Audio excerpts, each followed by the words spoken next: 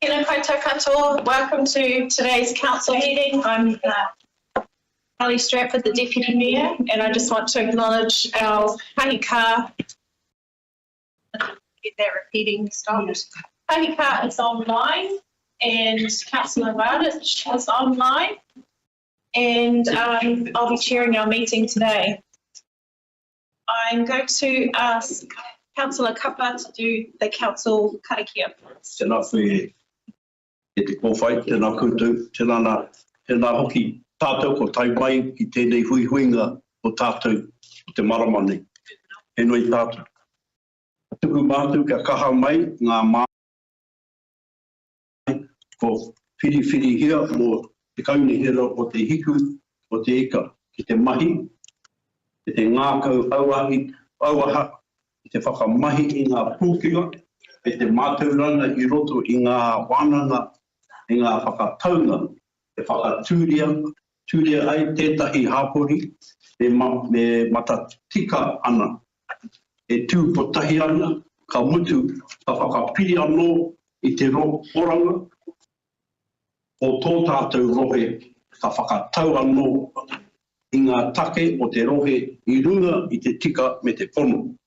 We ask that through council discussions and decisions, the representatives we have elected may govern the whānau council district with imagination, skill and wisdom to achieve a fairer and more united community that enhances the well-being of our district and solve district problems efficiently and effectively. Amen.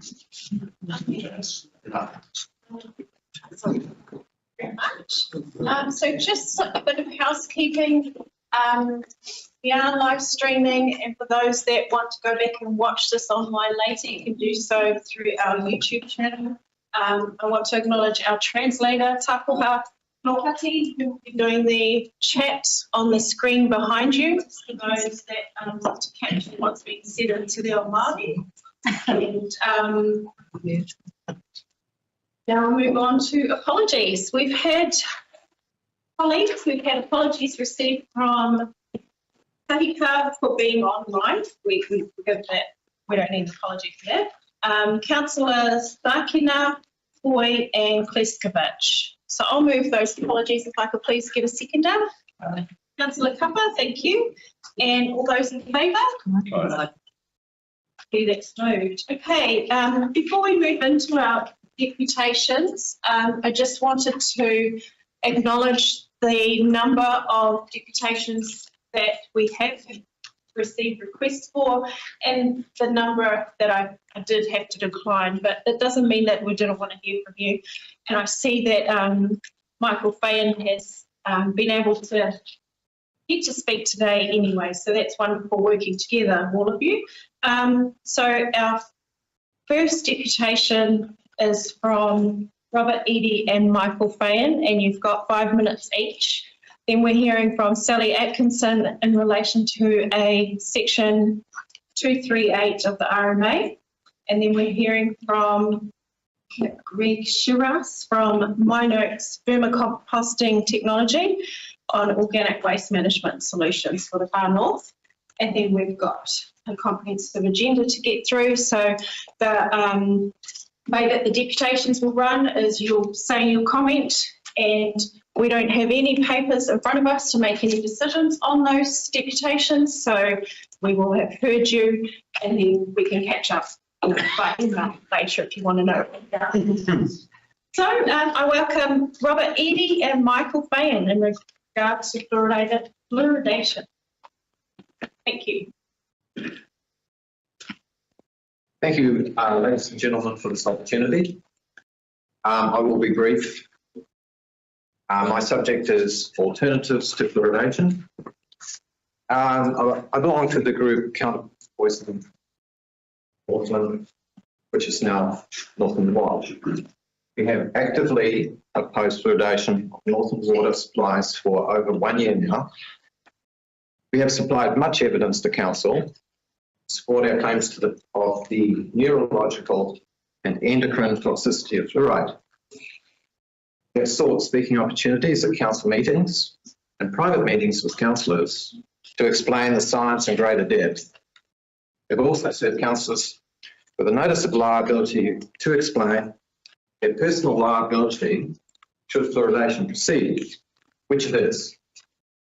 We also note that the public has not been adequately informed of this decision.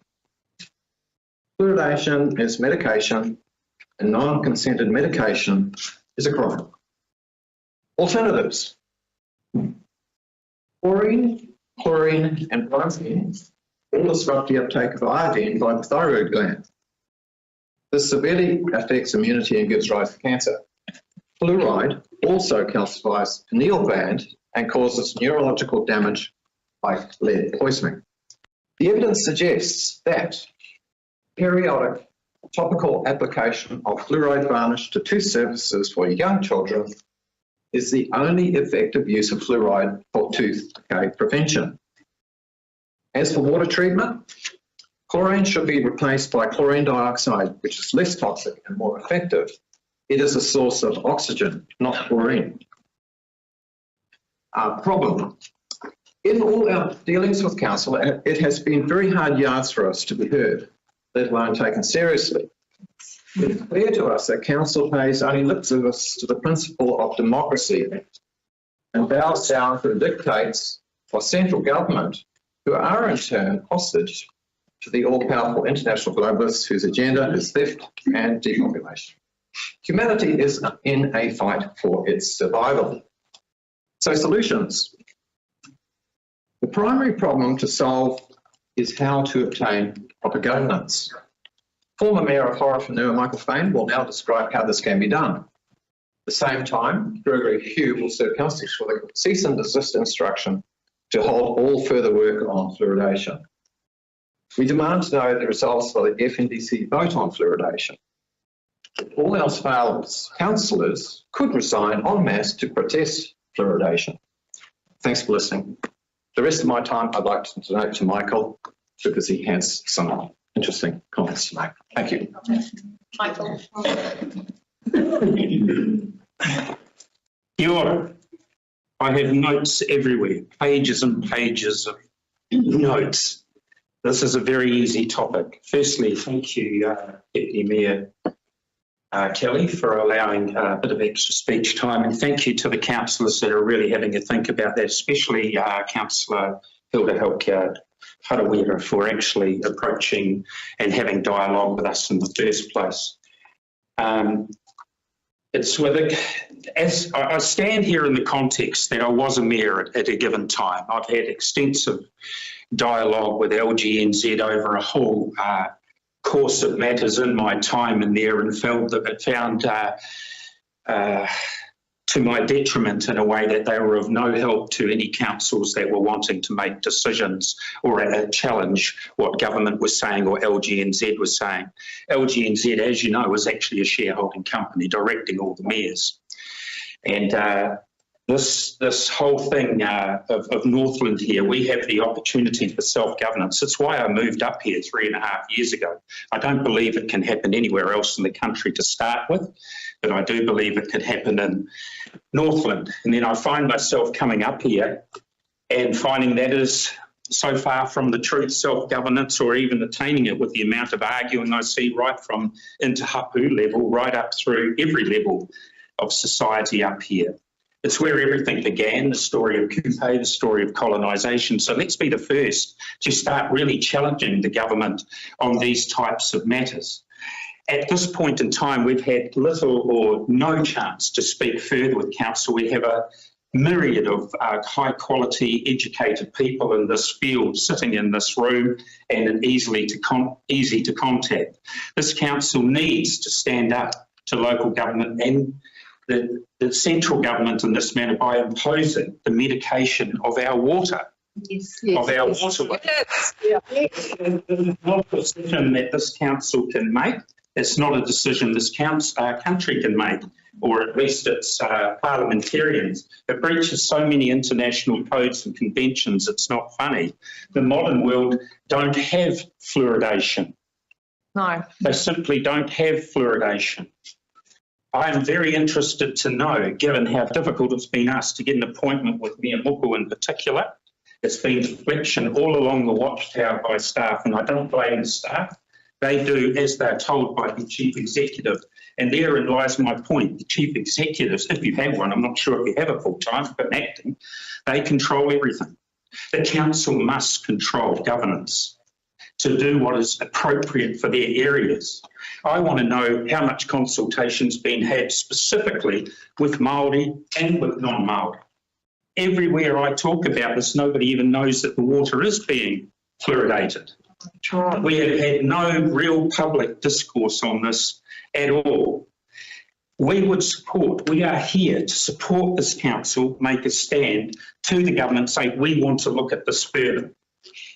We don't even know if you've already started the job. We don't even know if you've got any money to do it. That's going to be a huge cost to ratepayers as well, with very little impact on actual health. There's a company in Peria that makes toothpaste out of bee venom and manuka with no fluoride in it. Spend a bit of money pushing that out through the schools and the education as to good health for your children's teeth. This is, in the main, very much a parental thing, and also by government dictate, get rid of the soft drinks and everything else in the water. If you look at the amount of children that are directly affected by that and put that into a percentage in Northland, it's hardly any compared to the whole population, but we have to all ingest that. Yeah. And that's just not on. No. You are mucking around with water, the most important source of life for yourselves, for plants, for everything. Here is a chance. This will be an election issue at local body next year, because we need accounts and we need leadership that is going to drive what is best for this area, not at the behest of people sitting down in Wellington telling you that that's what you're going to do. Yes. We just simply can't be there for that. I have pages of questions here, pages of questions. So I'll go through a few that see if you've asked, where's your education been? What education has the council had? I'm not bagging any of you individually at all. But the leadership has to be much stronger. Get out of local government New Zealand like councils all over the country are starting to do. Yes. North only lost by 1 vote the other week to get out as well. Christchurch, Auckland, Kaipara, others all getting out. And we must do that to make legislation that is applicable to our own areas. And we can do that. I believe that for myself, decentralisation of governance would be a good thing. Make the mayors the MPs. I said this last time. I hope that you all remembered what was said last time. I haven't had any questions about what was said last time. We've talked about the toxicity of everything. We've talked about all of the reasons why we can't have it, but we've seen nothing emanate from this council, in the media, in any way. How long will this stay up in live streaming before it's adopted? That's what happened to me as a mayor in HDC council. Truth wasn't wanted by those that are running many of the councils, or the councils aren't educated enough in how to take on such things as local government New Zealand. You do not need, you have the capacity within this region of intellect to drive ourselves up here. The government is not going to fine you $200,000 a day for every day over and above not having this implemented. Tell them to get stuffed. Yes. Tell them to get stuffed. No government's going to charge you and fine you, an area that literally doesn't have any money. Hook into Far North Holdings. They've pulled us out, put $5 million in to save a rates hike. All that means is that there's no work done on infrastructure because there is no money in there. Get some money off them to put into a drive for how we improve the health of our young people up here, and not potentially destroy by adding the poisons, more poisons into our system. For the rest, we have glyphosate, we have 1080. Now we want fluoridation. What else do we want in this country? We're an island nation. We shouldn't be at the behest of everybody overseas and organisations. We can make our decisions ourselves. And that's what we need to do to show strong leadership to everybody in this area. So we have affordability, we have the tooth decay, we have every single toothpaste known to man saying, do not swallow. Fluoride in your toothpaste, but don't swallow it. We've got to swallow it in every mouthful that we take. I would like a council to have a look at other things as well in our water.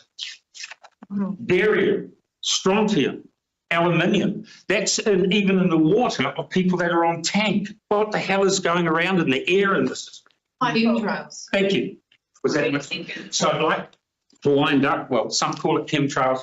We've had a fantastic response walking around the main street of this town. I can't tell you how many people tooted and acknowledged the signage. People do not want it. Or if we are to get it, to be better educated and better consulted. And that's all we're really asking for here. Peace and love, common sense, and thank you all for the work you do. I never thought I'd have to be been up here to retire, and now I'm find myself fighting in retirement age to get a semblance of self-governance so that we can look after ourselves a whole lot better than we are doing at the moment. Thank you. Yeah.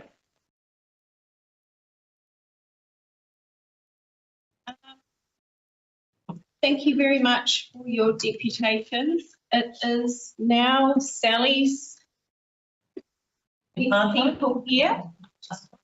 But just 1 minute.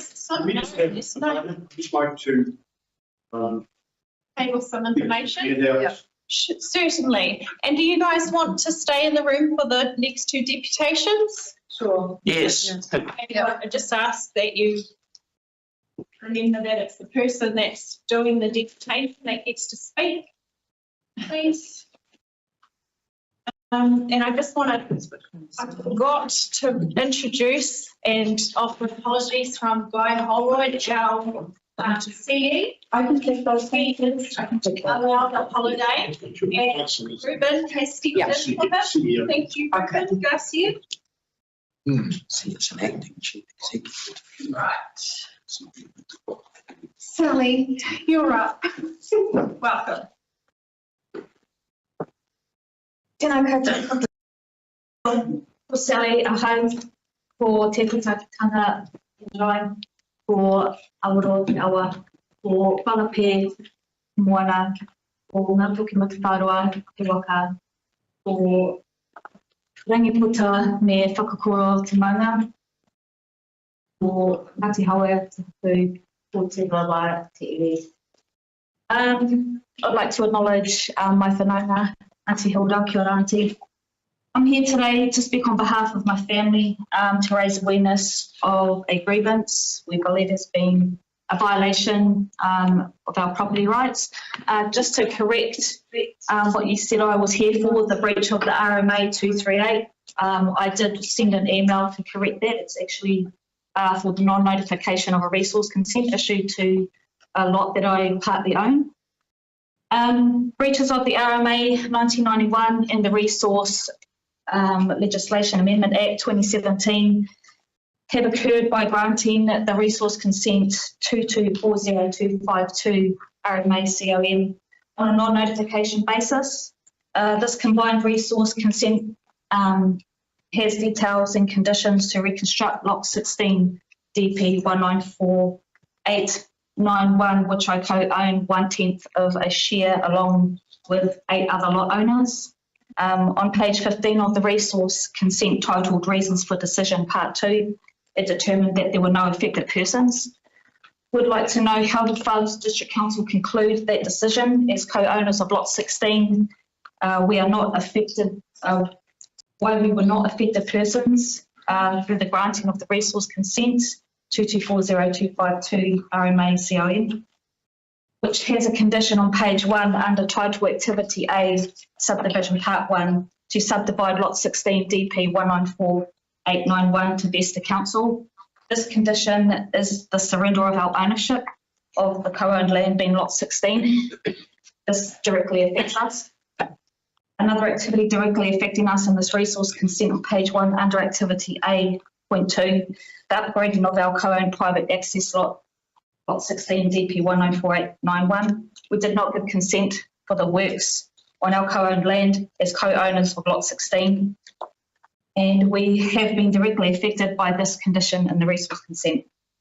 According to Section 140 of the Resource Legislation Amendment Act 2017, which replaced section 95E of the RMA 1991, we, the owners of lot 16, are affected persons, as we did not give written notice of approval for the works proposed for lot 16 to council prior to the approval of the resource consent. As an affected person, why were we not notified within the 20-day timeframe specified in section 95 of the RMA 1991?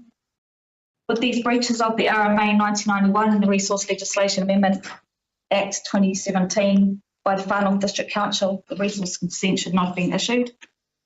As one of the owners of lot 16, a constituent to the Far North District Council and a ratepayer, the disregard by Far North District Council of our ownership of lot 16 has been disrespectful and disappointing. As co-owners of lot 16 and a ratepayer, we deserve notification, and we have the right as co-owners to decide what happens on our land. This action, what is the Far North District Council's action going to move forward to correct these breaches of the RMA? As the territorial authority, is your responsibility to correct these breaches. We deserve acknowledgement and answers as the co-owners of lot 16. The following concerns we have as tangata whenua, as people that live in the community. We feel it is irresponsible to issue resource consents on non-compliant intensification housing development, in which will increase demand on our town's already over-capacitated non-compliant wastewater treatment facility, which could have an adverse effect on our environment and the capability of Kaitai's wastewater treatment plant to operate safely and effectively. Because of these breaches of the RMA 1991 and the Resource Legislation Amendment Act 2017, we request the resource consent be cancelled. Looking forward, we'd like to hear from you in regards to our grievance and our questions. I have some acknowledgements. Am the duty planner, Councillor Hoy, Hari Dewa, Resource Consent Monitor, Nick Williamson, Casey Gannon, and Irene Dunn. Thank you. Thank you for that, Sally. Time is up, but I do want to just acknowledge that the elected members have heard you, but we can't get involved in that process.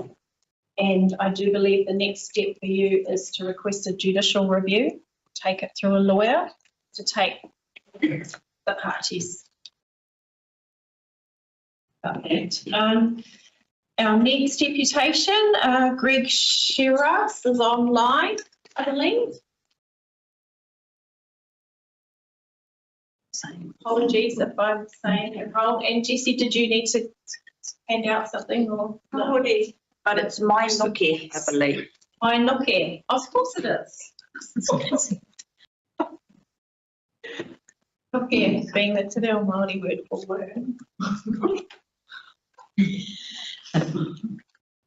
Okay, We don't have we see, got? sorry. No. Very.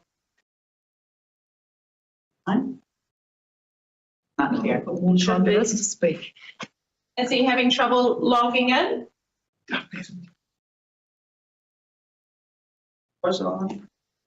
Okay, just bear with us while we have these technical difficulties. That does not mean that there'll be time for anyone else to speak. Go and take the opportunities.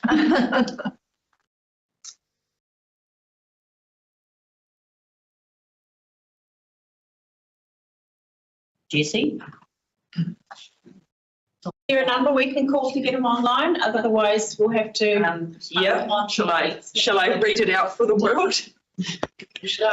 Come and see AC. Yeah.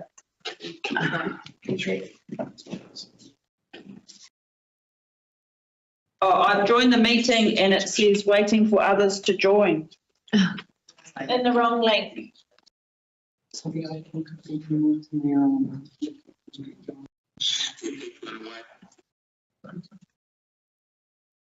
Whilst we're waiting for our Manuhiri to get online, I'm going to invite Kahika to do our mayoral announcement on the marama. Get cracking.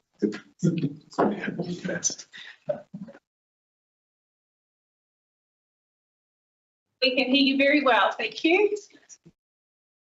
Sticking with our, who's messaging me? Sticking with our tradition of having council meetings on moon phases in the Maramataka that are good for meeting. Today is Okoro, and it's also just as way of a mayoral announcement. It's great to be down here. I'm zooming in from Heretonga from Hastings, where we have the first ever National Māori Language Festival, and I think it speaks to the north that I think we filled 2 plane loads of northerners to come down here who were asked to speak about all of the different initiatives that we have at home in the Far North District to revitalise our language. So, e mihi nui ana kia koutou, kia ora.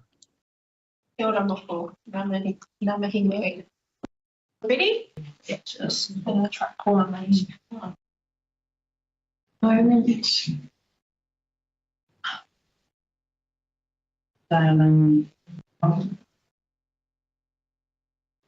Yeah. And by the microphone. Please.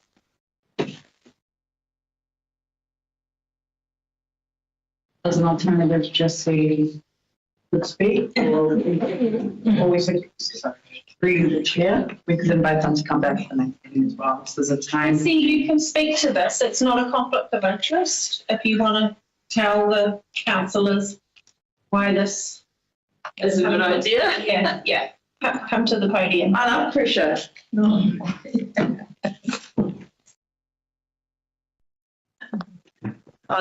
tātou katoa. I think you all know me. Aroha mai. I haven't got anything prepared, but the deputation, and hopefully he'll turn up quickly, but if not, Greg is from Mainoke, which is an organisation, a company that is the largest worm farming business in the world. And the reason why I had arranged for him to come, or them to come and do a deputation, is because they currently deal with biosolids, including wastewater sludge from places like Hampton City. Is that Greg? He's got a wonderful presentation. Can you do it in 4 minutes? Can you do it in 4 minutes, Greg? I think it's really tight. I think he's got the. Yeah. Aroha mai. Thank Welcome, you. Greg. You're live streaming into the Far North District Council meeting. We have a room full of people and you've got 4 minutes.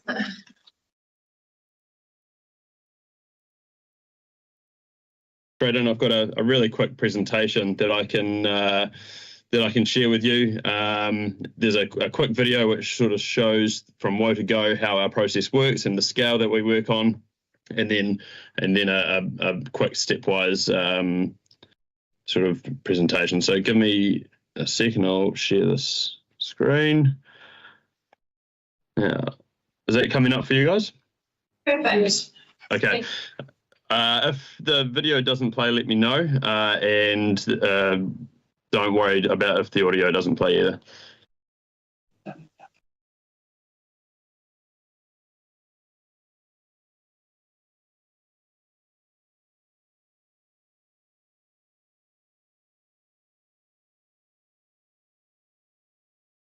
Do you want to talk while it's playing, Greg? Not sure if you guys can hear me over the top of this, but what you're seeing here is a variety of different waste streams that we receive. So the milk-like product is DAF, so milk sludge from the dairy factories. This is just one of the various inputs that we take. Our main bulk of the product is fibre waste, which comes from pulp and paper mills. That's the bread of the sandwich, if you like. We need to make sure that the recipes appropriately rated so that our windrows stay in whole. Windrows, the process takes about 2 years while the worms do their thing, eat the material, and the final product is a vermicast, which you can see is a very soil-like product and can be applied as a soil conditioner.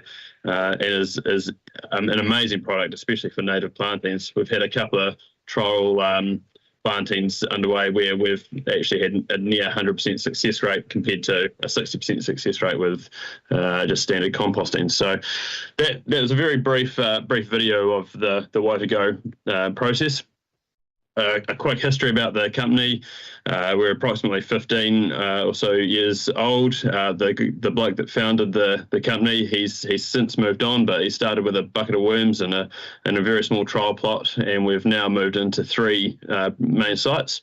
So our largest site is in Tokoroa, where we process on average around about 120,000 tonnes of organic waste, and we've also got a site in Taupo and Owakuni. They're much smaller, but still process the same types of waste that Tokoroa produces and processes. We've got big goals, obviously, in the future. We want to keep expanding, hence the discussion here today. But we are limited by a few things, which we can get into in due course.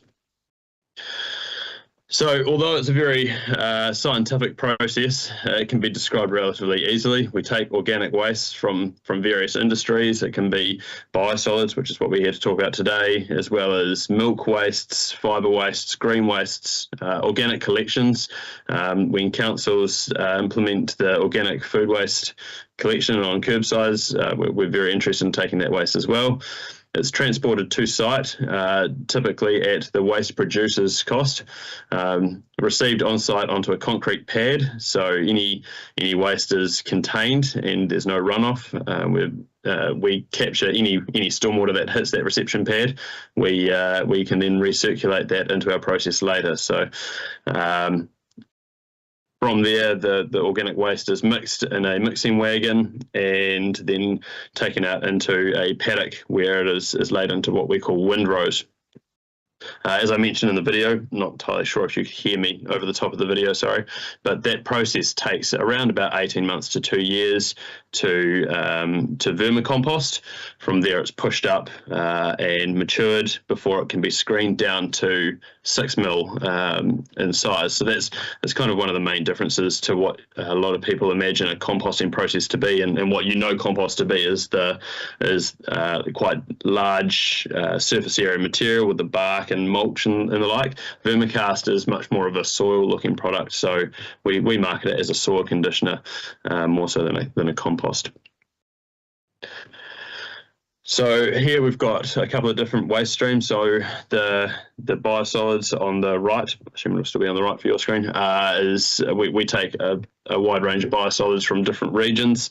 Taupo District Council, Tauranga, Hamilton, Waipa District Councils, and they, although biosolids is very similar, different wastewater treatment plants obviously have different heavy metal contaminants, and so prior to us accepting these biosolids, we obviously get some pretty rigorous testing done to make sure that the contaminant levels aren't so high that, one, the worms can't process it, because if it's too toxic, obviously the worms can't survive, and two, we need to make sure that the final product, the vermicast, meets an AA grade. So these are all sort of factors that we take into consideration prior to accepting organic wastes. Hey, Greg. Oh my gosh, this is really, it's not the best picture to pause on.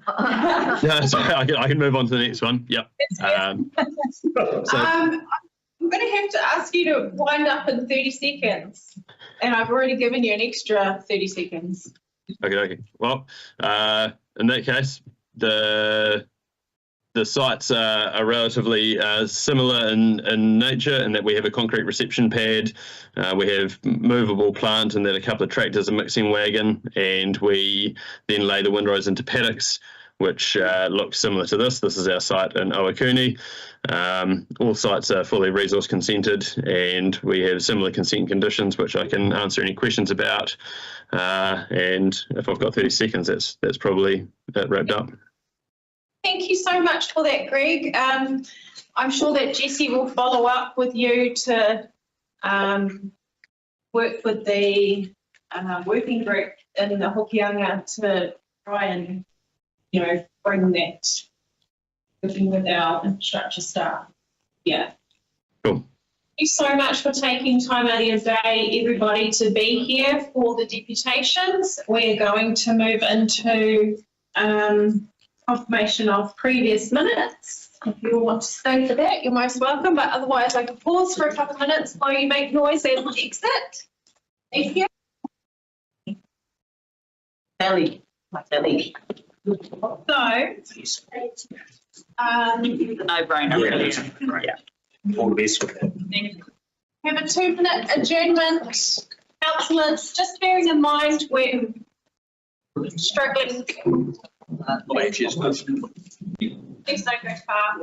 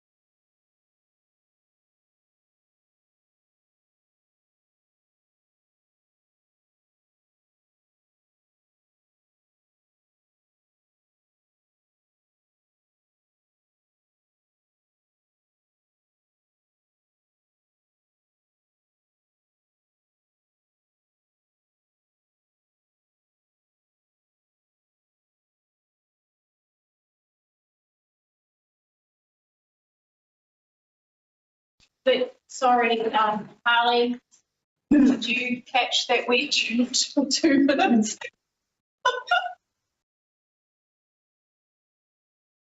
Thank you very much for that, Harley. Right, confirmation of previous minutes. The recommendation is that council confirm the minutes of the council meeting held 11th July 2024 as true and correct record. Thank you, John. Seconder?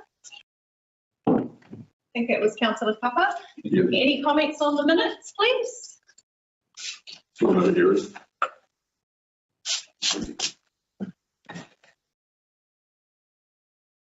Okay, I'm going to put those minutes to the vote. All those in favour? Carried. And now we're jumping to item 7.1, Community Board Minutes, July 2024. Council note the following Community Board minutes for 16th, 18th and 19th of July for the consecutive boards. I have a mover for those. Looks like it was John again. I'll second. And shall we go straight to you, Member Adele Gardner? Oh, you don't say that with councillor. So just please take the minutes as read. There was really nothing really apart from funding applications and a recommendation on the Te Rātara Rugby Club lease, which is on the today that we recommended. There was none of anything. It just really sort of report, particularly around the public. Okay. Right. And Chicky, we're just on community board here. Time. You sorry. Anything that you wanted to our teaching on for your board minutes for July?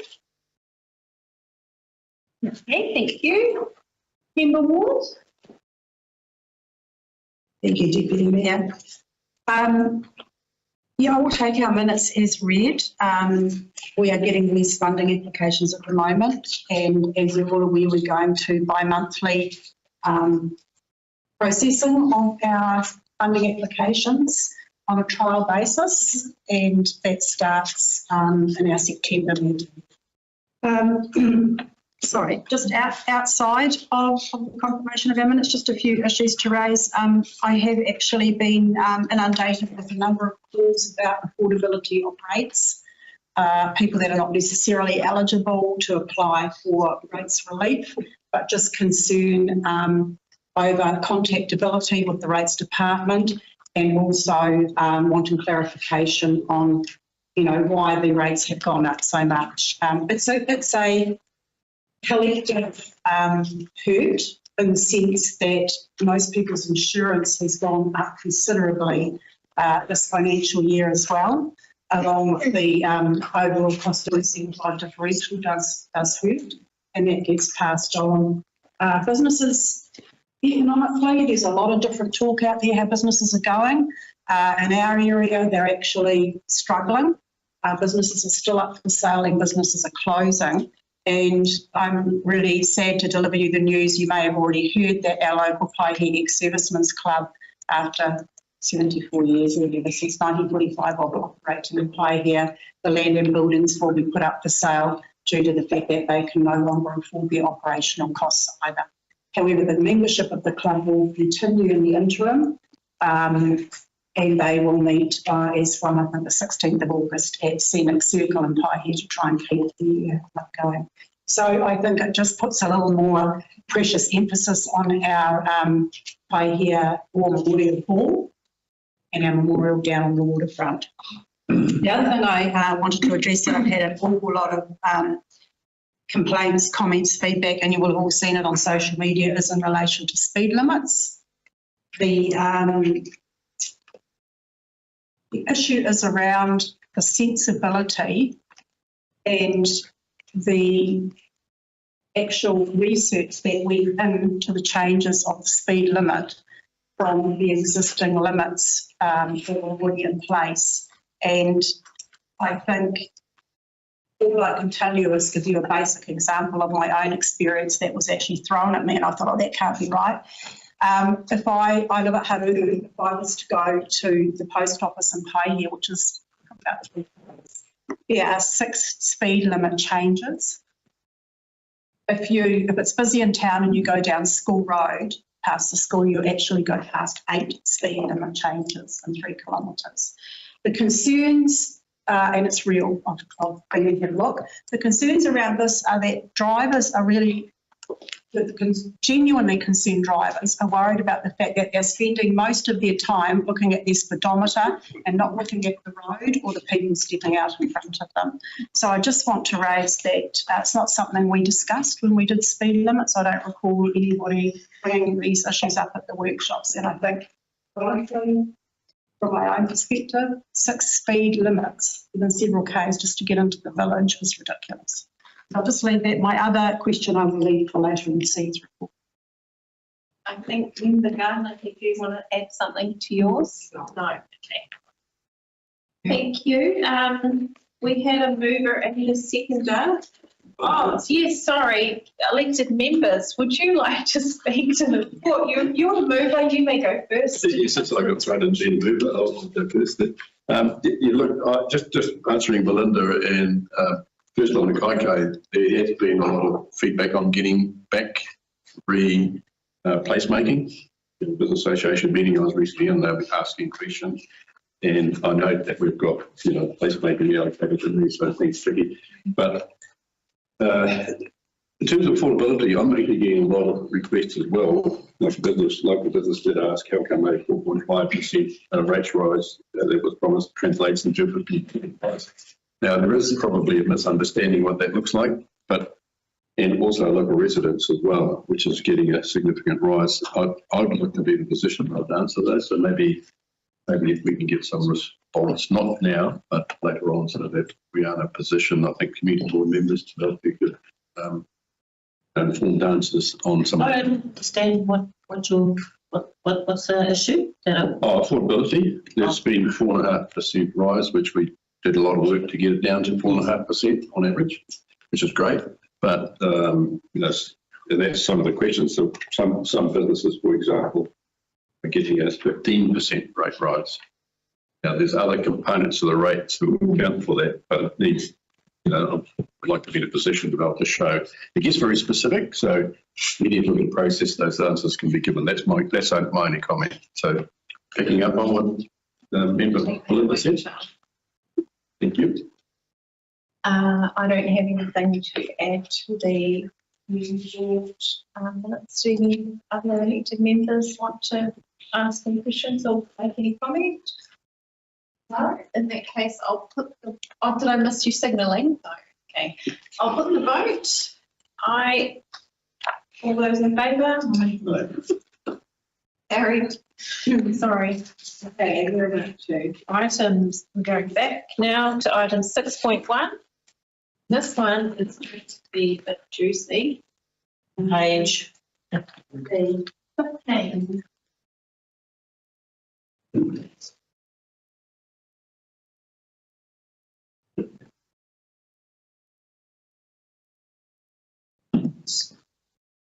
Now, before we put the resolution, I do have a number of pages.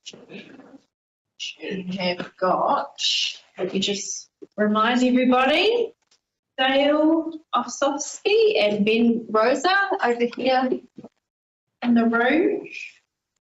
And I know that there are some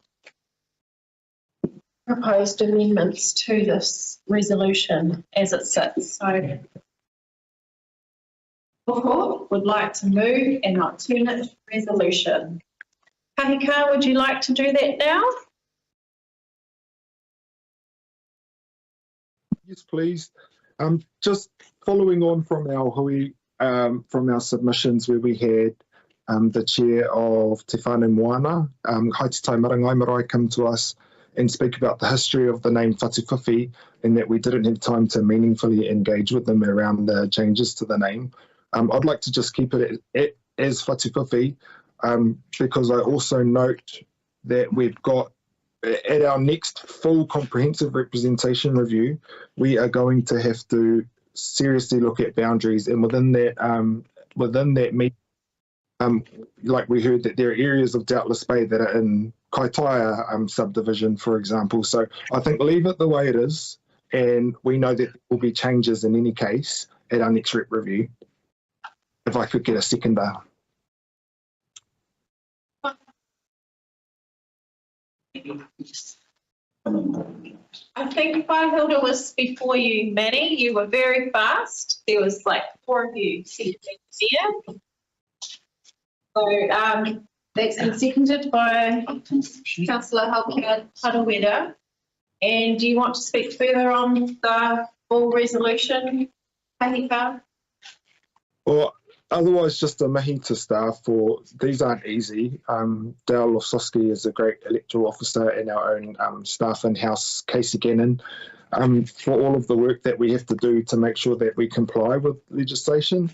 And we can adopt this today, and then we know that we've got a poll at next year's election on Māori wards. The determination of that is going to require another representation review potentially. So we'll be able to fix up our boundaries, just not today.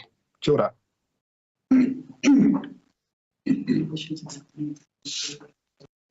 that as part of the original movement second. Before I give Whahilda the floor, Dale and Casey have suggested that we add, do you want to chuck that in the chat? Authorise authorise the electoral officer to include minor edits to final proposal in alignment with local government additional commission requirements. And that is in response to the feedback that we had from the local government commissioner on the numbers, the plus or minuses that we had. So we need to put more detail in to support our subdivisions. Dale, do you want to speak more on that? Yes, we had a call yesterday at 3:15 p.m. from the Local Government Commission representatives to say they've looked at our report. They believe that it lacks sufficient detail And they're wanting a lot more detail that was ever provided in the past. In fact, we're using the same wording as we've used in previous representation reviews. So we scrambled around. We're not satisfied that we've got the right wording today. So they would like the additional information, possibly in the public notice, but definitely with them when we submit everything to them, because we're outside the plus or minus 10% for a number anyway. It's got to go off to them.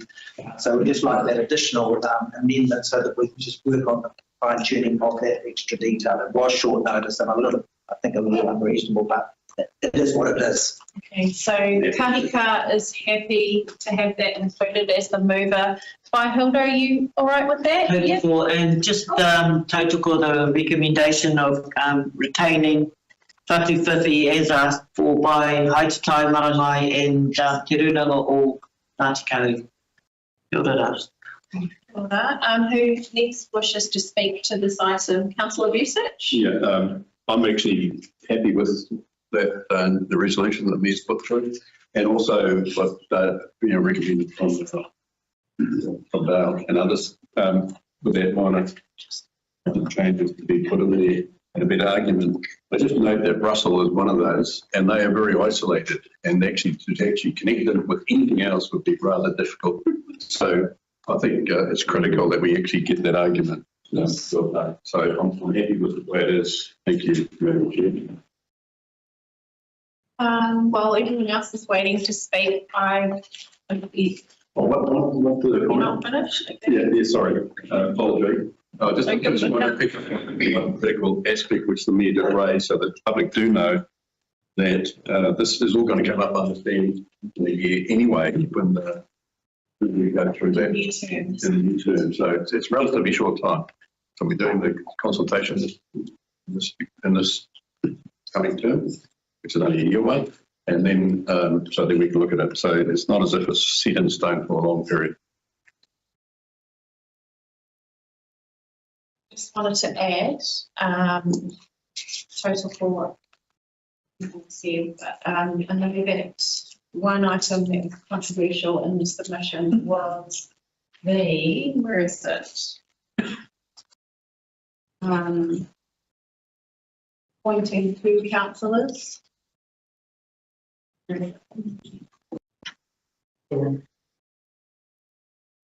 Oh yes, so under E, where it talks about community board members and what they're comprised of, and then one says, and 2 members of the council representing either Te Huku General Ward or Ngātai or Pōkeno Māori Ward appointed to the community board by council. As with the other terms, we need that in there to enable us to appoint a or 2, so 1 or 2. Ideally, there'll be a conversation with between the mayor and the community boards and council of, your preference. So if you just want 1, your board says, nah, we don't want either of these. There's a healthy resistance between board members and elected council. I believe that if you push back, then we will respond positively. I don't see this as being, right, you're going to have both, the general and the Ngātai. And I know that your boards vary on what your what composition you actually want. One of them wants both. And, so I just want to reassure you that it's, although, and Dale could probably confirm this for us, even though we have the rule there, it doesn't mean that it's going to be demanded of you. We must specify the number, so we're actually specifying 2 appointed. You can't go back and change that number once you've passed this. So we're safeguarding things by appointing 2, and we're safeguarding it by 1 from the general, 1 from Māori for Both Islands, and then either or the other 2 boards. And council can just say at the beginning of their term, we're going to have none if they decide. But we've got to set the structure correctly. Yes. Yeah. Councillor Court? Just a question of clarification for Mr. Hoskey, please. Because it says This is without shut. 6 members of the council representing either the Kaikohe General Ward, I'm picking on that one, and 2 members of the council. It's not up to either or, it's and. So in my mind, that's an absolute. And you're talking about wiggle room. And I'm not clear that this resolution gives us wiggle room. I just want some clarification on that, because with the way I read it, that's an absolute, that our master point up to 2. Yes, you must specify a number. The Local Government Commission have confirmed that. So you must specify 1. So you can have up to half of your total board as appointed members, but you must specify the number, which is what we've done. So we've specified, for example, 1 from the General Ward and 1 from the Māori Ward. And for the other ones, you've got either or, but you've got the total number that we are required to resolve.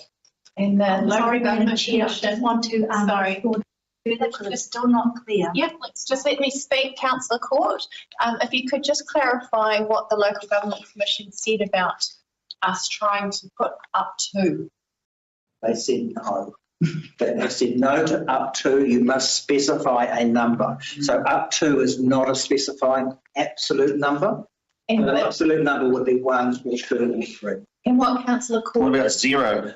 is trying to address is the fact that it looks like it's compulsory that we must have these councillors appointed to these boards. No, it's not. It's a may under the legislation.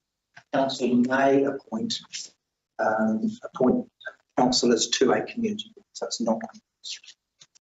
Oh, okay, Madam Chair, I'm uncomfortable, and I want to signal that I'm uncomfortable because we have the legislation saying may, but we have a resolution that is absolute.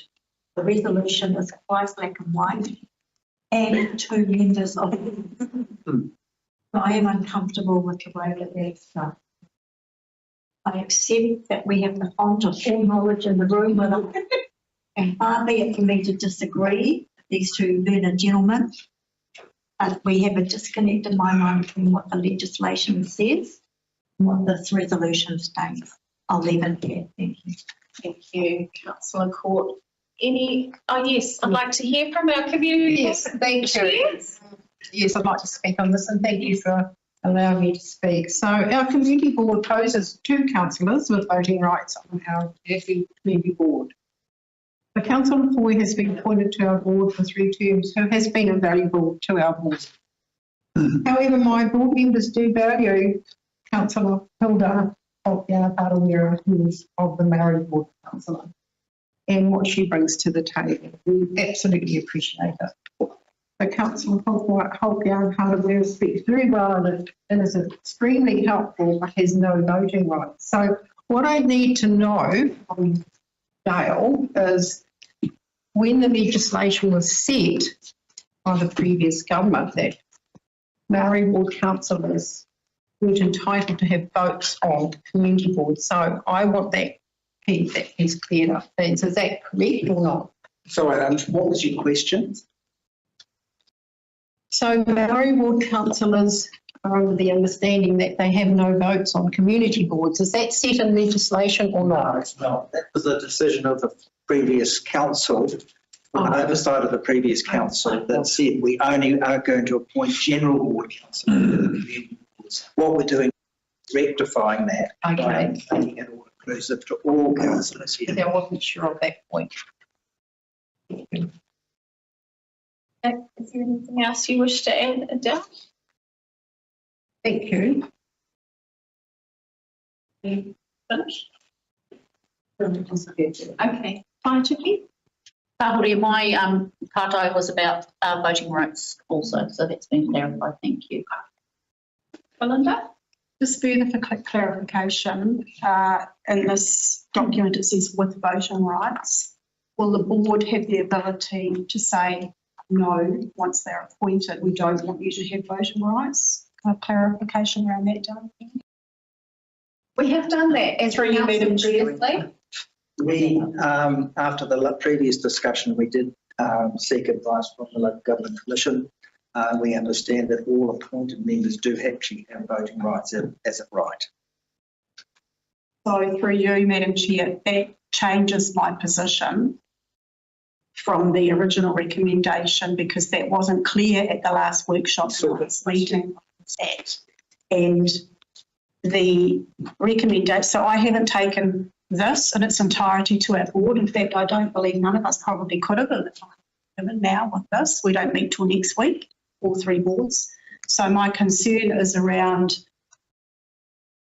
supporting this on behalf of my board members without real clarification around the may, the and the voting rights and the power of the board itself to actually say yes or no, we want this or we don't want that, because we have an issue in our ward which came up through the hearings whereby it would give disproportionate voting and cause issues within our subdivision areas depending on where those councillors came from. So it is an issue that I think needs to be cleared up, and I'm just concerned now about the cost going out with these recommendations, if bearing in mind what the current government is doing, and we've based all this around having councillors from a community board perspective on our boards, and I don't think we actually discussed remuneration if we didn't have the 4 Māori ward councillors there either. So I'm really feeling a bit uncomfortable about this now, like hearing that it's. Thank you. Thanks for your views, Member Ward. I'm not sure if we have anyone here from the previous trainee that was here that can speak to that issue. Can you, Casey? Yes. Stand up. I'll stand by Dale. Safety. Yes, safety. Thank you, Madam Chair. You will remember in the previous term, we did have councillor appointed, or a number of councillors appointed to community boards through an agreement of one of those community boards. Between that councillor and the community board, it was decided that although there was voting rights, that councillor, through an agreement made and a great relationship had between the councillor and the community boards, that councillor would abstain from all voting. So although the advice and this resolution does appoint councillors with voting rights, which is how it needs to be worded in the case that any councillors that are appointed to the community boards will have voting rights regardless of which ward they come from. There is an opportunity for that discussion between the councillor and the community boards to be had at that time, whoever that may be, to determine what's best for that community board. And that's noted in the minutes. And I think that we even went as far as moving a resolution at the start of the meeting to say that we allowed for speaking rights for the councillors that were sitting at the table, so that there was no confusion around voting, speaking, and who had. Finally, yes. We're revisiting this within 12 months. What is the cost to go out with this?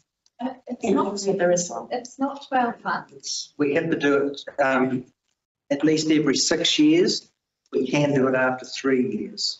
So depending on the decision on Māori wards, and if we have to have a poll in 2025, then we have to revisit, realign everything if you are removing, for example.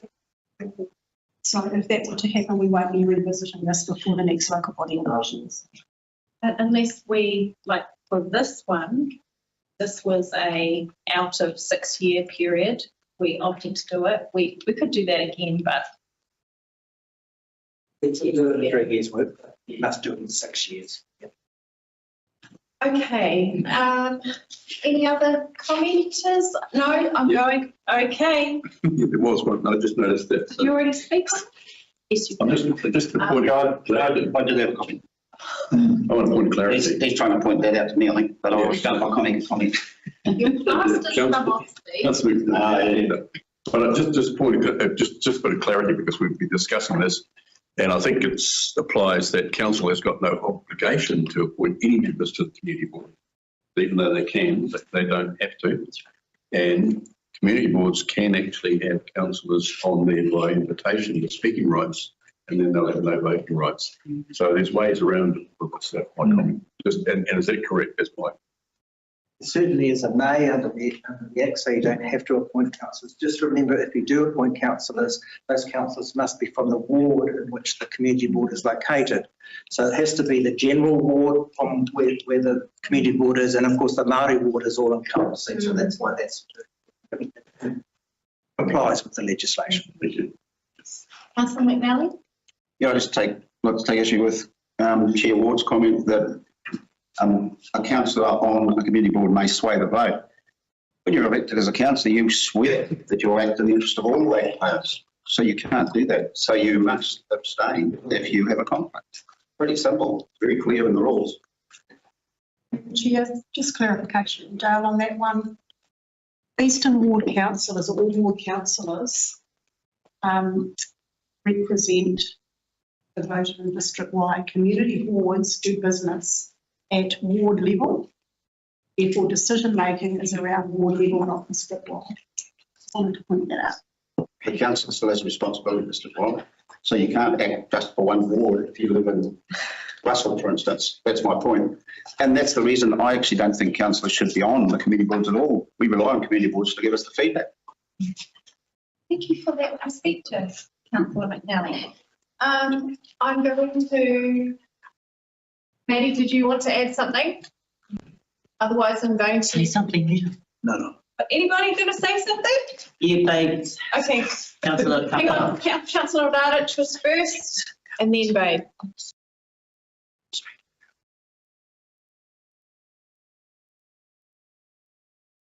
Thank you, Councillor Cupper. I think for me the kowhai is the words may and there's also, I think what's been alluded to is the ability for the community board to include, because you can co-opt for a specific purpose, and then that terminates that purpose, and therefore you go back to square. I think the key thing is whether or not the intention of the vote supports the actual issue within the community board.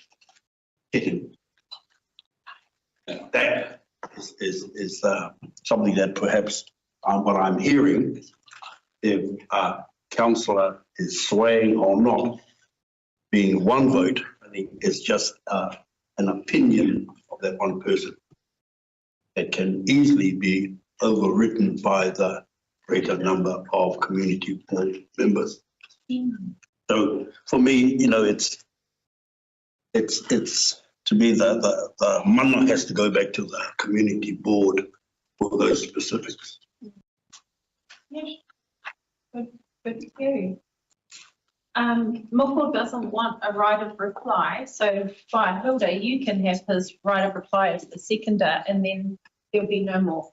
I suppose I just want consistency. I attend Teiku community board meetings just to know what the community is saying.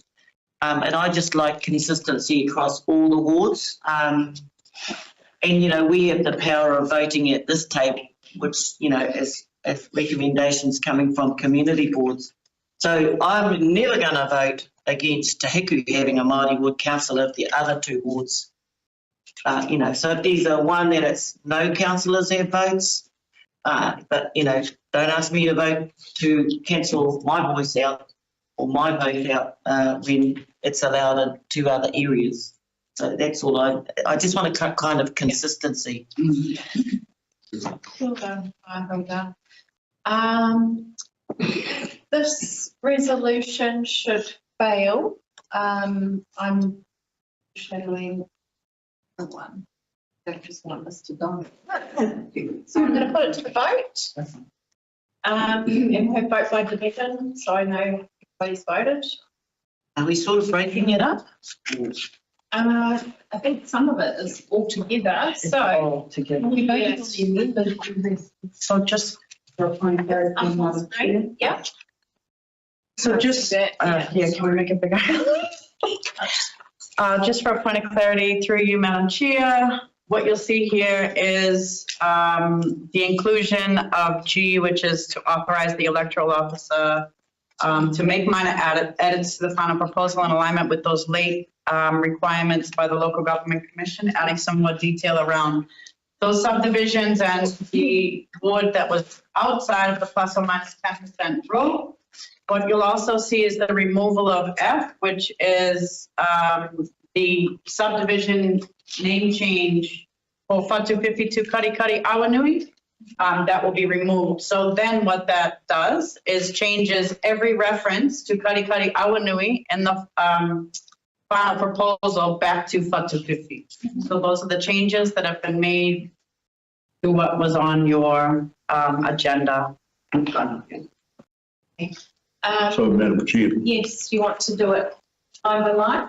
if those changes are being made now, is there a proposal for the change to be made in terms of E 1, 2, and 3, where the word "and" is shown? On page 18, E as "and 2 members," or can it be changed to "may"? My appointment was that's the. I say, and the principle, the principle is the may under the Act. So council as a principle can say, yes, we will, not just appoint. But once you say, yes, we are going to appoint, then it's got to be possible. There's may in the legislation, but and in In a practical sense. So it's like the legislation is the policy and this is the procedure. Vote by division. We'll take the whole resolution. Everybody's got it sorted out? Okay. Favour? Favour? I'm in favour. Councillor Court? Abstain. Councillor Hokia Harawira? Aye. Councillor Copper? Aye. McNally? Aye. Radich? Usich? Aye. The vote is carried. Thank you very much for your time, Dale and Ben. Okay, now we are on to item 6.2 on page 57. Non-resource together to private local cities and lifestyle. Council approved the Northland Altogether document as the local government strategic collaboration document across the Northland councils. Do I have a mover for this? Okay, I'll move it. And John seconded. If I get my notes and page. I'm going to welcome Roger to speak to this first if you'd like to.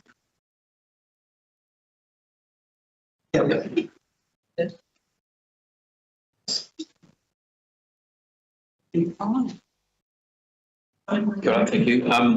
So this paper, I was asked to put this paper up that came from the Northland Mayoral Forum.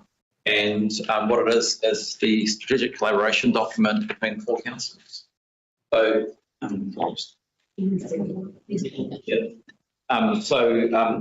so what we're seeing is a revision of that after a series of workshops, I believe, and meetings with the Northland Mayoral Forum and the CEO Forum. It is a strategic collaboration document between the councils. So the vision for it is together lifting the wellbeing of the people and the communities. It's got 4 objectives in there. The objectives are critical functioning and climate resilient infrastructure, robust and inclusive and sustainable economy, strong, cohesive and engaging society, and high quality natural environment. And a series of priorities in the document that you'll see as well. It's very easy to read. It's only 2 pages, but it sort of clearly steps out where the council see the opportunity to collaborate. So, leave out any questions. Okay, before I speak on this, do we have any questions on this paper? Yeah, Councillor Copper? Kia ora, Kowhai. I want to bring to attention on page 59 on the compliance schedule, number C, 1C. And in the second line, it talks about taking into account the relationship of Māori and their culture and traditions with their ancestral land, wastewaters, water sites, wahitapu, and flora, fauna, and taonga. My concern in this paper as a partner is partnering with Kaipara District Council. I'm struggling after reading this and then considering the outcome of the Eastern. How can we as a council who have adopted He Whakaputanga and Te Tiriti work alongside another council who is actually throwing things out like this?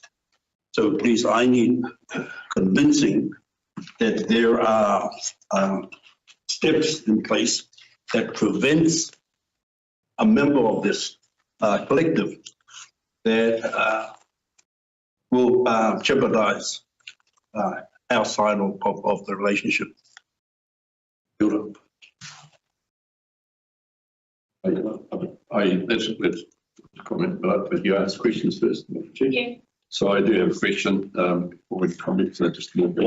Oh, there wasn't a link. There was a question. Yeah. Was a question too? Hang on. Yeah. Sorry, it was a question. Sorry, mate. That's right.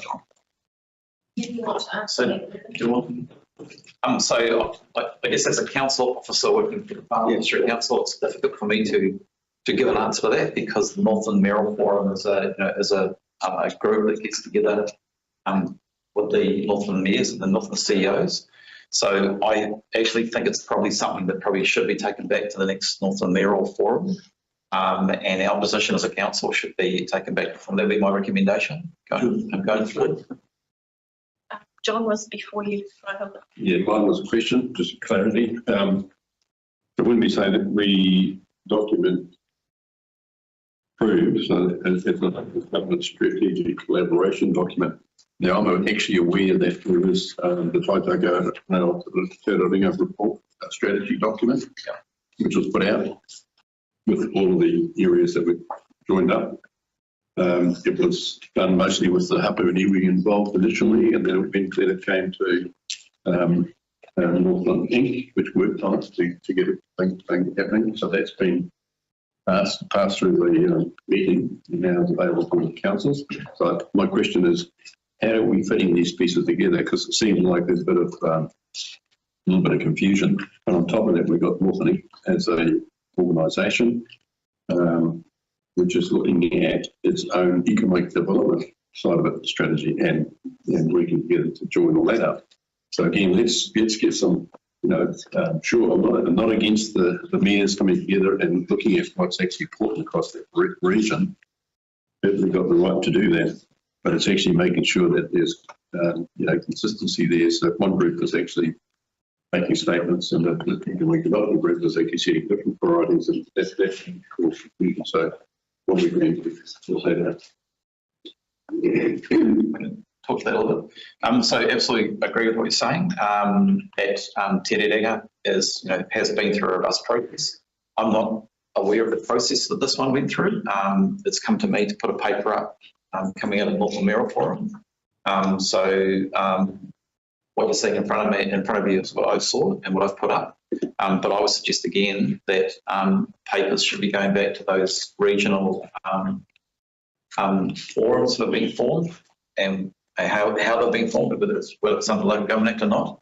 It should be going back to those forums for exactly that reason, about ensuring that there is join up across the regional strategies that have been put forward, including things like the regional accessibility strategy is another one as well. So there's a range of those strategies that are going on regionally, and it does need to be joined up. Before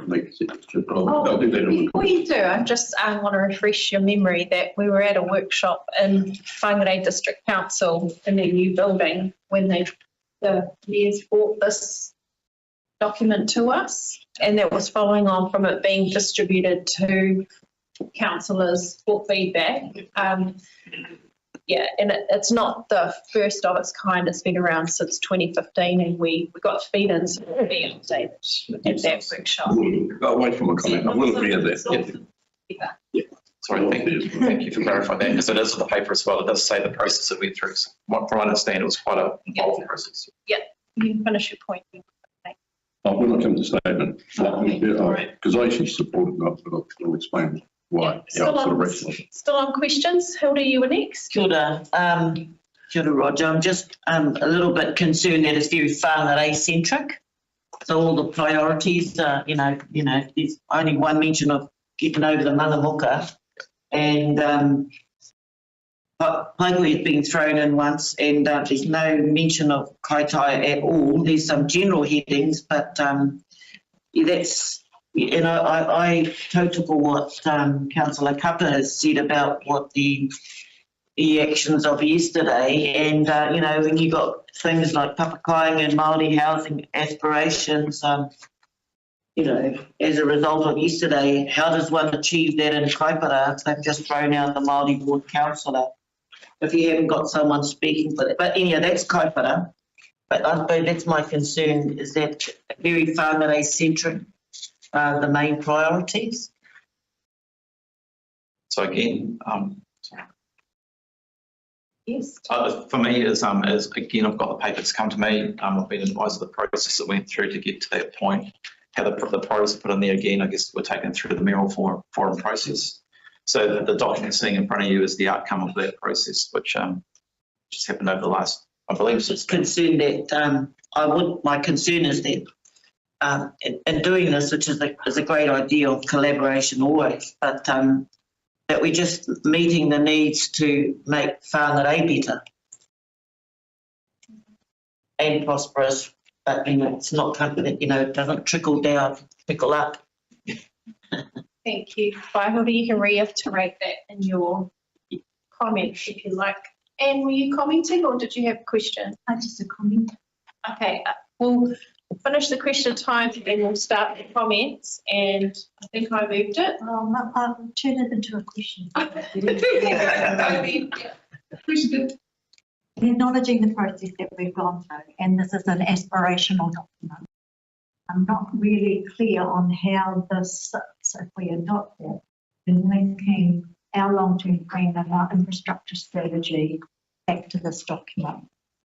So when I read the yellow box on page 62, strong, cohesive and engaging with New York State, and I read, and the actual question, Madam Chair, improve the quality of residential property to ensure every farmer has access to a home that meets their needs in a community of their choice.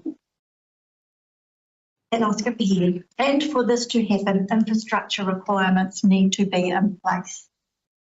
Now that's a massive motherhood and apple pie statement that has a direct impact on the work in regard to our infrastructure strategy and whether that's doable, affordable or deliverable. So my question is, and I think I know the answer to this because Roger was given this and just told to prepare a paper.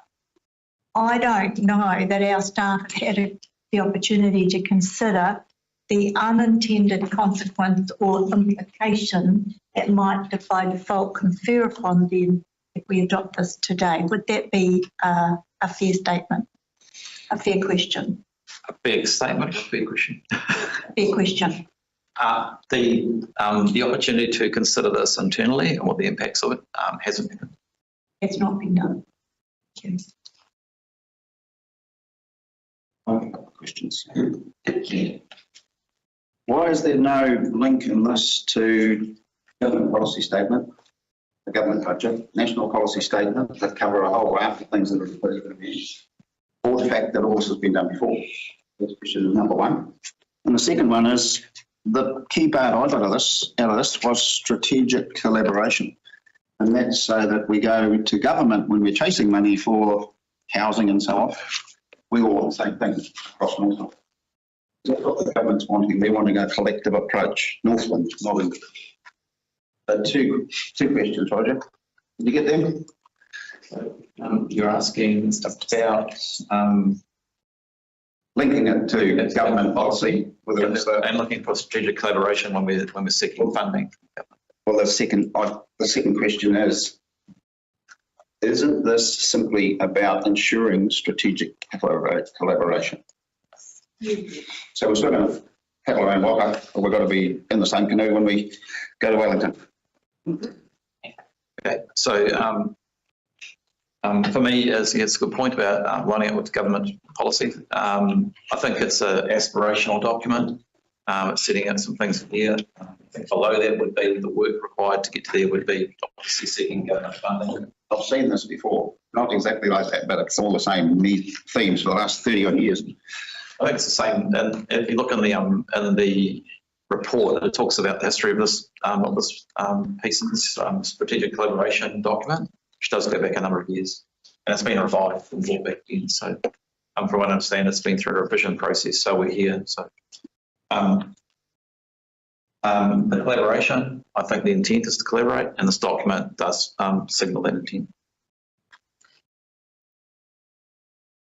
Thank you. You'll be welcome to ask more questions, but I'll speak as the opener.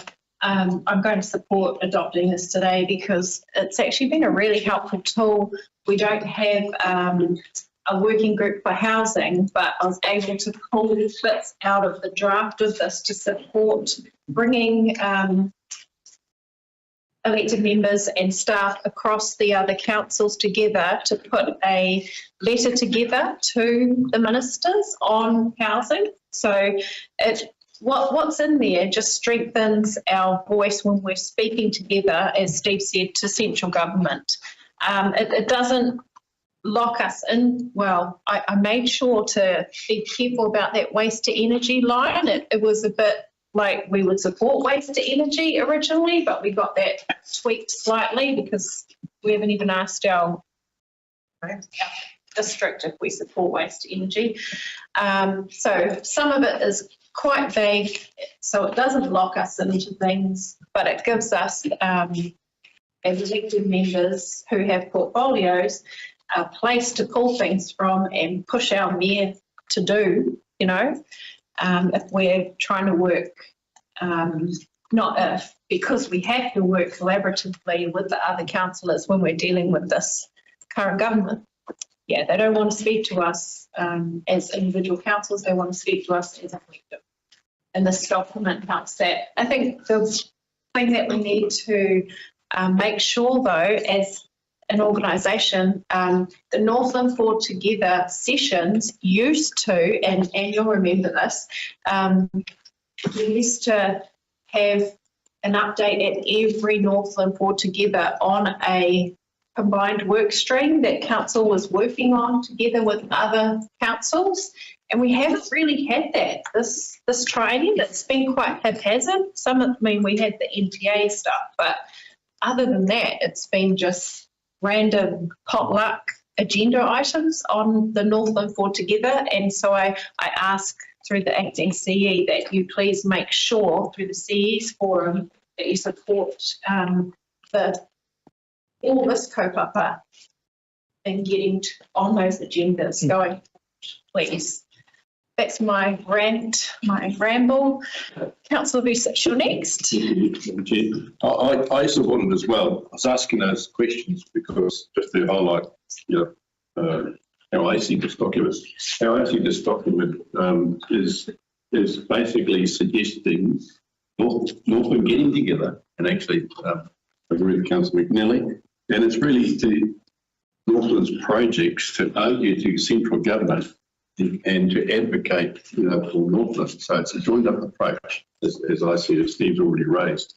So I support that. It's not necessarily there to overrule the Regional Transport Committee, which it can't. It's a committee set up clear, direction by statute, and the memberships will define anything else, and they make, voting strategy decisions collectively.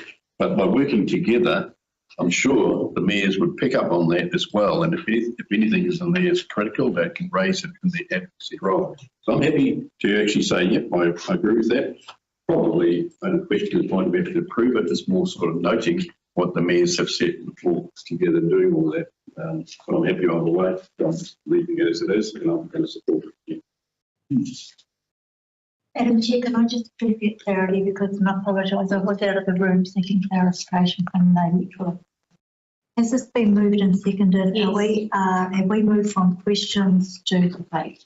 That's right, and I moved it and John seconded, so are you next? Yes. I feel like I'm going to rain on your parade, Madam Chair, and I don't wish to discredit the incredible amount of work that's gone into this. But it says that this document will be used to direct our work program. This is not our LCP. This has not been consulted with our community. It has not been costed. And I struggle in my mind to understand where its weight sits in the grand scheme of things. I do appreciate that we're moving into an era of regional deals and what those will look like. And I do appreciate that it gives the Mural Forum some clout when they're talking in Wellington about what the region wants. But we have not followed a process. And that concerns me. A democratic process in talking to our customers. So when I read things like, we will provide infrastructure to ensure that every farmer has an access to a home, I wonder what that's really committing us to. And that's my concern. Not that it's not a great document, that it's not aspirational, not that it's laudable. I'm not sure when we were doing the workshops that I was clear in my mind that it was going to be presented to us today as a fait accompli for adopting. I'm just a little bit uncomfortable. So I will be not supporting it today, but I just wanted to give you some comfort that that's not to not support the incredible work that has gone in behind it today. Thank you. Thank you, Councillor Ford. Anybody else wish to speak to this item? No, in that case, I'm going to put it to the vote. And we'll have it again, vote by division, please, because we've got some members online. I don't want to miss anybody else.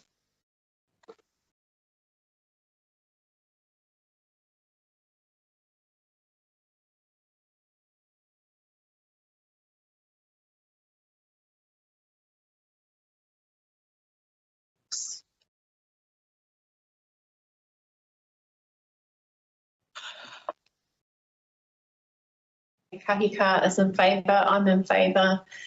Councillor Court was against. Councillor Hokia Harawina. Favour. Councillor Kapa. Yep. McNally. Yes. Radich. Yes. Research. Favour. Papai. Carried. All right. The next item is the 6.3 and for the research. What are you doing, Councillor Radich? My time. So item 6.3 that councils our 10 shares in Northern Link Limited to Whangarei District Council at a price of $2 per share and authorises the mayor, we're changing that to the mayor, to sign the share sale and purchase agreement and share transfer form and execute the sale, to execute sale, and B, authorise the mayor to sign the Northern Link shareholder agreement, and C, adopt the updated terms of reference for the Joint Regional Economic Development Committee. And Councillor Vucic has moved this. Do I have a seconder? Councillor Court has seconded. And do we want to go with questions first again, or just straight into debate? Questions? Let's go with questions. Hi, Hilda. Why is it only $2 a share? Good question. Ruben, who's answering questions? Jonathan, Chief Financial Officer. Okay. Through the chair, the $2 a share is more so to just represent the shareholding There's three major shareholders at the moment, being ourselves, NRC, and Copra. It's not meant to represent a value. The value is actually, once you're a shareholder, each of us are contributing an annual amount to the investment growth reserve. So for us, for example, we contribute, I think we're lined up to contribute 413,000, and all the other councils contribute into this pot, which gets used for the benefit of the region and its economic development. $2 is just a nominal figure. Thanks, Andy. I've got a question for you too, Jonathan. So what's the current value of the investment growth reserve? I need to get a fresh update on... As I disagree with $2 too, we need to know what the value of the company is. Whangarei has been riding on the back of this anyway, and the original shareholders should be reimbursed for a minimum of the costs getting Northern Link to this point. So what's the value of the investment growth reserve? They pay. Through the chair, I can take that offline, Brad. Thank you. Reserves that. I think they should pay more than $2. Is that an answer you need to help with your vote today? Yep. Okay, we'll do some more questions and we'll have an adjournment, I think. Councillor Kapa? I was just looking at the differences in terms of what each partner contributed, and they varied. And so that reminds me in support of what Councillor McNally has talked about. We need a value for everything so that we can determine as partners what we're going to I support Councillor. If you haven't picked up on the page 64, the fourth paragraph there, almost committed to total investment funding for 2 years, and then they're going to make a decision whether they carry on or not. That's right. Hang on a minute.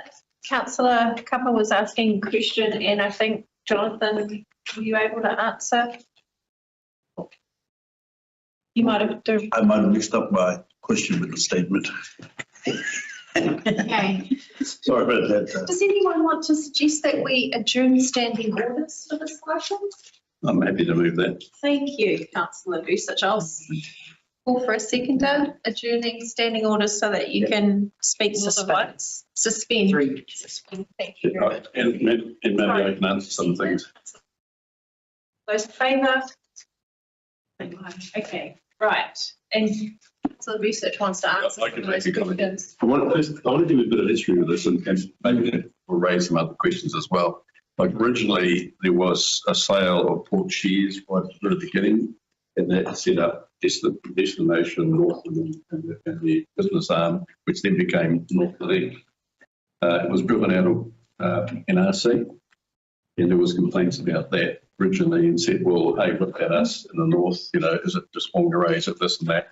And there was a review that was done, and in doing that review, it determined that what should we do is actually create a body which oversees those 4 different councils, NRC, us, and Cobra, and basically Whangarei. Whangarei didn't join, and we joined up. In doing that, there was a bit of commitment funding. NRC put in by far the majority of the dollars. We put on the minor. And that reserves, for example, that Kilsey really was used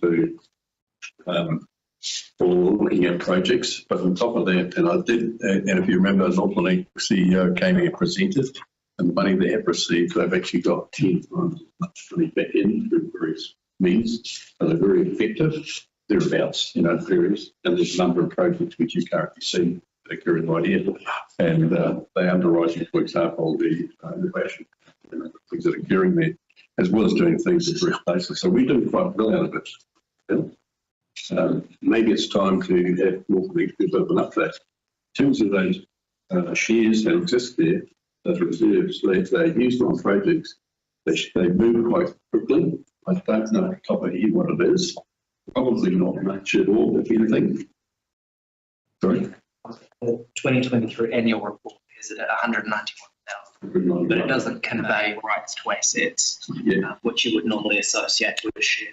Yeah, that's right. So thank you for that. And maybe, Charlie can respond as well. But really, the shareholding is the shareholding in that body that overlooks that company. None of this money comes to us anyway. And Whangarei will be contributing to that. Well, you know what it is because we've already set that in the annual plan. And Whangarei had went out for consultation, and I have to admit they only consulted for 2 years, which caused a bit of an issue. It should be 3 years, and we did ask them, can you make it for 3? And they said, well, we'll only consulted on 2. So I don't know if, Charlie, if you want to comment on that when I finish. But certainly they will be adding to that significantly, and the reserves will go up significantly as a result of Whangarei being on board. Now, for the first time, we've got all 4 councils joined up. And if you know that Riff, I think an example, we essentially got instructed that Northland would provide the coordination to get all that out to central government to say these are the priorities in the joined up nature of all the 4 councils. So I'll leave it at that. I know I probably haven't answered the full detail in the questions. So it's not as if it's a company only. It's actually an overseas body of our EA, Economic Development Agency, Northland Inc. That's why I raised some of those questions before, and they actually determine the main joined up strategy economically for Northland. I'll leave it at that. My comment is just a comment, Madam Chair, but I do support it. Is there a link between them and the other group we just passed, the Mayor's Forum? Well, as it happens, on that body, all the mayors and chairs, except for Whanau District Council, Moku's trusted me and Piratoi to be on there. So there is essentially a link. They're well aware what's going on there. And as I said before, this week gets a little bit confusing, previously. Mayors are entitled to say what is important in their area and to look outside of the mandate that council's got. So what are the projects for the next 2 years? Are they all Whangarei based? Which one are you talking about? The Rift Fund or not, or something else? Not correct. What are they going to be managing? They're going to suddenly dump some money in, use the 190 that's already there, and where the projects benefit. I can give you the list. Actually, the CE should have given you a list of their key priority projects. So it runs across the Kaipara here, and there's some in Whangarei which we do. Roger. And Roger and others can actually just share. So Paul Linton, the CEO of Northland, did come to council and workshop, and in here about Northland and just what Northland was doing and some of the things they had played in place. Him and I have had a conversation last week, and he's keen to engage more with operations on just on what Northland's actually doing in the Whanau district. I suggest that there's an opportunity there to get a lot more clarity around what the activity Northland is doing in our district. And that might help with clarify some questions about what Northland thinks a work program looks like. Yep. And just remember that's independent of the RIF. The RIF that was a coordination role. It's not necessarily determining what that is, but it's a coordinator role. Correct. So this is the spending the money that they're getting from all the councils on projects, and across the entire region. Jonathan? Just to address the question that Councillor Galley mentioned was the current closing balance of the reserve forecast for this year is forecast to be 457,000. Split it in 3 and get it back, and then we'll let them in. Forecast for the forecast for the end of this year. That's correct, as per the LTP. So that's the market. That's Whangarei's money going in there. No. So what does that mean? Including Whangarei, as you're saying. So we need just what's finished then, 30th of June 24. The point is, my point is, we've carried it far north from Kaipara and Northland for 3 years, 21 to now, and they went in for $2 and then they start and they pick up. That's why I want to know what's the work program. If it's all Whangarei centric, we need it. I vote against it. But you note their contribution. Whangarei's contribution is, oh my gosh. They're behind 3 years. I don't care what it is this year. They're behind. It's not, if I go, with respect. Tell them to put in 1.2 billion and then we're away. Councillor, with respect, they actually have been doing something. You need to see, unfortunately, probably not in there, but Whangarei have actually been putting money in there. There's some money going in there. They just have not joined fully, and the contribution goes up significantly when they join. By the information, you might change my vote. I'm going against it. I do need to call for an adjournment. We'll hear from Anne first, though. Yep.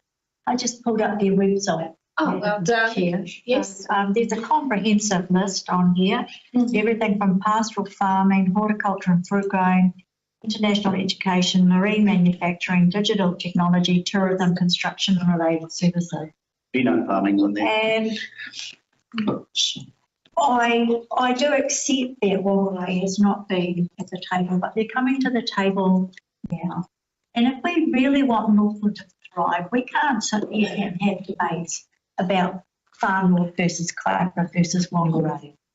Northland needs to grow, Northland needs to thrive. To do that, we need great roads, great rail, great shipping, great digital communication, great marketing, great advertising.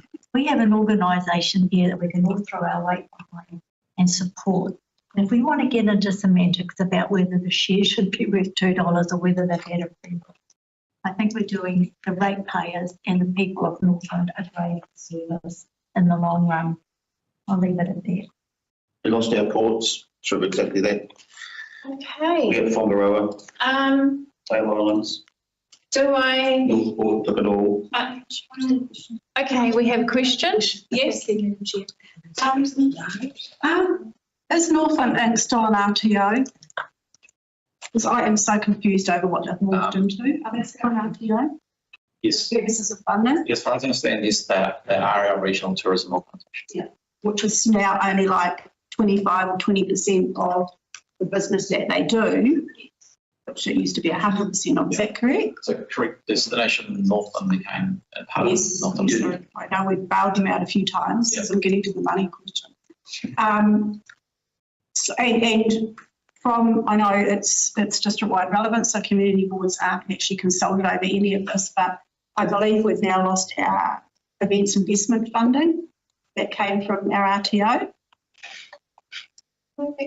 Right. It just seems to be it's getting shaved more and more and more. They morph into the 4 councils. And I'm really keen from a community, from a ratepayer perspective, to see where the benefit is for us, where the real true benefit is for us, other than we just discussed 3 documents here. We've discussed Electron, which we don't have Kaipara on board for. We've discussed how broad we are together, promising a lot of infrastructure that we ain't budgeted for. And now we're talking about an RTO that's no longer an RTO, that's doing all sorts of city-centric and business deals. I'm not saying it's a bad thing. And now Whangarei, who've been riding on our coattails, piggybacking on us, want to come on board.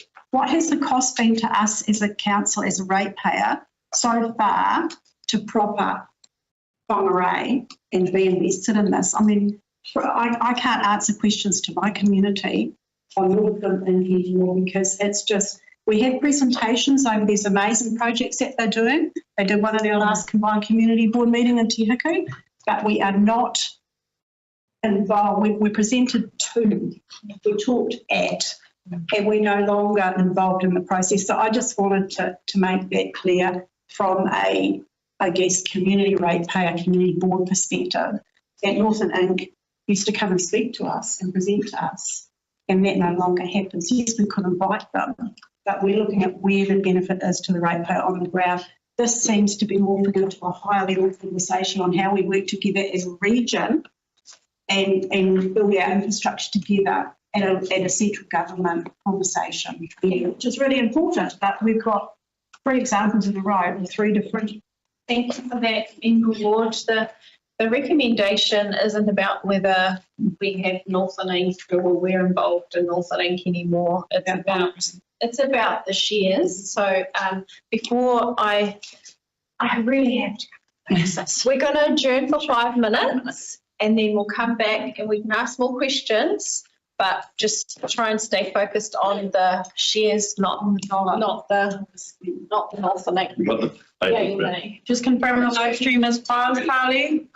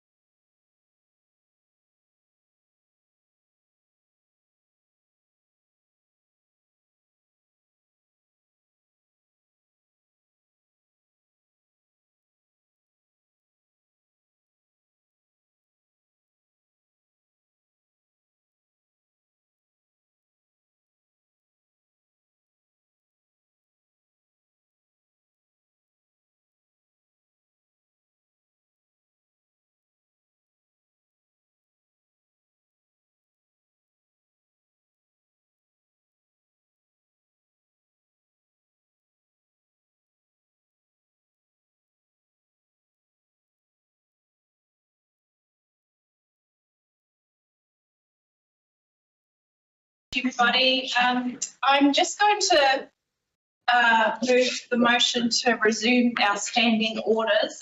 Seconder, please. Councillor Court, thank you. So voting to resume standing orders. All those in favour? Aye. Nobody against? No. Okay. So I'm just going to ask Ruben to speak to this item before we fully get into the debate and then vote. Thank you. Through you, Chair. Ask Charlie to make a few comments on the reasoning behind the timing of this, and perhaps from a regional perspective, why it is coming before you as an opportunity. Charlie.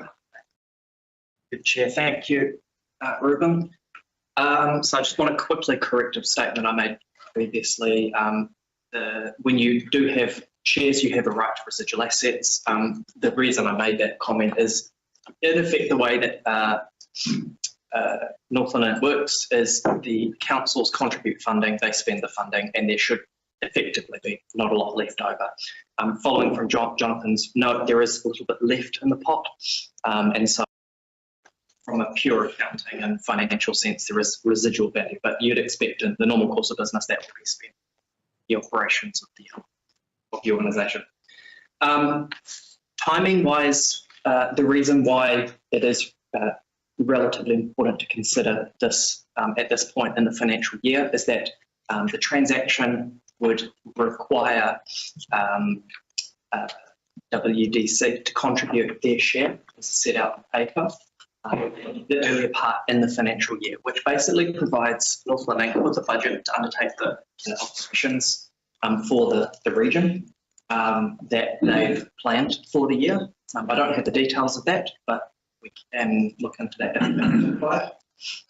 But delaying that would delay the funds being available and for that regional support to be provided on behalf of everyone there. Ultimately, by all of the councils sharing their share value, the 10 shares with WDC, it effectively just increases the amount of budget that Northland Inc has to conduct the operations that they've planned at a regional level. And so without looking into the who's benefiting where and how, I understand that the focus is purely on a regional sense, and therefore it increases their capability to support the region. And that's what the intention is behind the transaction. Thank you. Jonathan? Probably just add to that. So with Whangarei coming on board, it enlarges the pot. If they were to exit, it shrinks that pot. It doesn't change how much we contribute. How much we contribute is already set. So really, at the end of the day, the purpose of the paper is to seek basically Whangarei coming on board and facilitating that last step. It enlarges that whole pot that then can be used for the region and for the regional benefit. I think the conversation in Chambers this morning has indicated that we want to know more, we want to engage and collaborate more with Northland Inc and hear some of their work plan. I think that's a really good message and something that we can definitely follow up on, working with Lyndon and the team to make sure that we're starting to get really proactive with line of sight around the project. But that aside, the purpose of today is really looking at, do we facilitate this last step, allow Whangarei to come in and enlarge that pot? It's worth noting that the Joint Regional Economic Development Committee, who sit at the top of Northland Inc, have reviewed this and for shareholders and have endorsed it. It's also worth mentioning that in 2017, there was a review done that looked at and recommended that for economic delivery in the north, all 4 councils should own Northland Inc and operate it in that way. Sure, Jonathan, thank you for that. So we've got the mover as John Research and seconder and Fort. So coming to you, John. Thank you. Yeah, thanks. Thank you, Charlie. Thank you, Jonathan. That does clear things. And as I said before, Andre actually has been putting in money. You probably don't see that. It's over $100,000. So it's not as if they haven't been doing anything. And you're correct that the pot that's actually there should really be used up. And looking at the projection coming forward will be, having discussed that there's a reserve fund which actually has a discussion go around and how or what project that can be used on. Specifically for projects, there's a bit of other things there. But look, in acknowledging all of that, I know Whanganui Council has received the North Link Statement of Intent. I emailed through myself, I think. And so, but I really would, some of the discussion was about, well, what do they do? What's their value? And I think that's not this decision. And we should have them present this decision as simply about getting more rail on board. It's been a bit of a battle. And it's going to be a major fuss to do that in terms of how we perceive Wellington. So we don't have two separate groups. We've got a clear economic development agency now that's all joined up, which includes destination marketing. And but certainly, I think some of the things that were raised there, we can do better in informing. So let's do that. But I support this. I think it'd be. It's great to actually have Whangarei on board. First time that they've come on board. And so I support it. Thank you for that, Councillor Research. Councillor Court? Madam Chair, if I could sing, I'd break out my best gospel voice and start singing Hallelujah about being a light. Whangarei has been given to come to the table in this space. And I look around New Zealand and I see the regions that are thriving. They have a strong regional economic development. I am speaking solely to the recommendation, not all the other issues that elected members, concerns elected members have raised. Whangarei is going to tip in over an additional $1 million into the pot. And with that additional $1 million, I think we can go to Wellington and be an effective advocate for Northland. So all of those wonderful things that we saw in the previous paper about our aspirations, that everybody in this region has a job, has a future, has an education, has a home, this will go some way towards helping us achieve those goals. So I hope every elected member today supports this going forward. Anybody else wish to speak to this item before myself? Just put it to the vote. I will just quickly speak on it. I did ask a number of questions by email yesterday, which staff were able to appease me on. I read the $2 and assumed that there was thousands of shares, and obviously Mr. Lime, and they cleared that up for me. There's something else, but I can't remember it. But I do want to acknowledge that we have seen Northern Link do a lot of work for us up here. They've had to put our names on the map when the Brynderwyns were closed. So we had a number of TV crew and radio promotions that they organised around our district to help encourage people to still come north, even though the Brynderwyns were closed. They're not closed at the moment. Yeah, so, and I work out of Northern Link down at the Innovation Park from time to time, so I think I'm quite connected to what they're doing. But yeah, I encourage people to go there. You know, if you want to see what's happening, you're welcome to staff there a lot, and they can tell you what they're doing. They also join us on our business call each Thursday and tell us all the things that are happening, and community board chairs, you're invited to be on those business calls Thursday mornings so they can tell you what's happening. And I'll leave it at that, and let's put it to the vote. But by division again, sorry, because we've got some in line and I don't want that. Okay, Kahika? You already wrote in favour, okay. I'm in favour. Councillor Court? Councillor Harawira? Love to be yes. You? Councillor Kapa? Yes. Councillor Radich? Mitch, Right. where did you go, McNally? Well, you crossed out. Sounds good. Leave it like that. Councillor McNally? No, I'm against it. Against, okay. Recorded Yes. and that is carried. Thank you very much for that, staff. Item 6.4, acceleration of the FOSIL program. The resolution is the recommendation. Council approve the reallocation of funds approved under resolution received in 24-25 and pay in the 25-26 financial year. I will move that. Do I have a seconder? Nobody. Okay, thank you, Councillor Haukia Tarawera. And anybody have any questions on this one? Yes. Yeah. Just what are the three pieces of land that are in this category, please? Do you have anyone that can speak to what are the three pieces? Yes, we have Esther Powell, our manager for climate action and resilience, to speak to this item for you. Did you hear that question, Esther?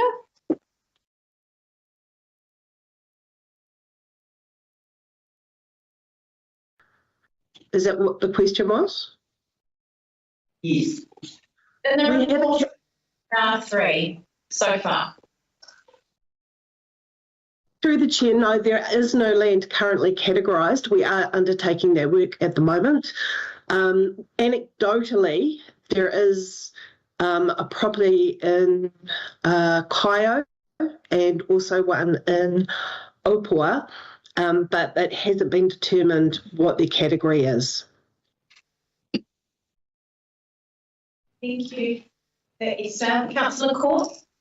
My question is to the acting CEO in regard to the timeline. Is it realistic to expect a report to come to this council 12 December when the project lead, project coordination and professional services are yet to be realised? The report would need to be completed in November to meet statutory timelines to make the agenda. And in reading this report, I can't see that that's an achievable timeline. We're being asked to bring forward some money, which will have a marginal, negligible impact on future years' LTPs. That's not my concern. But we're being directed to do this by the Minister for Emergency Management. I wonder if we're setting ourselves up. That's my question. Yeah. Roger, you. Yeah, sorry, through the chair. So I've been working quite closely with Esther on this one and been asking the same question.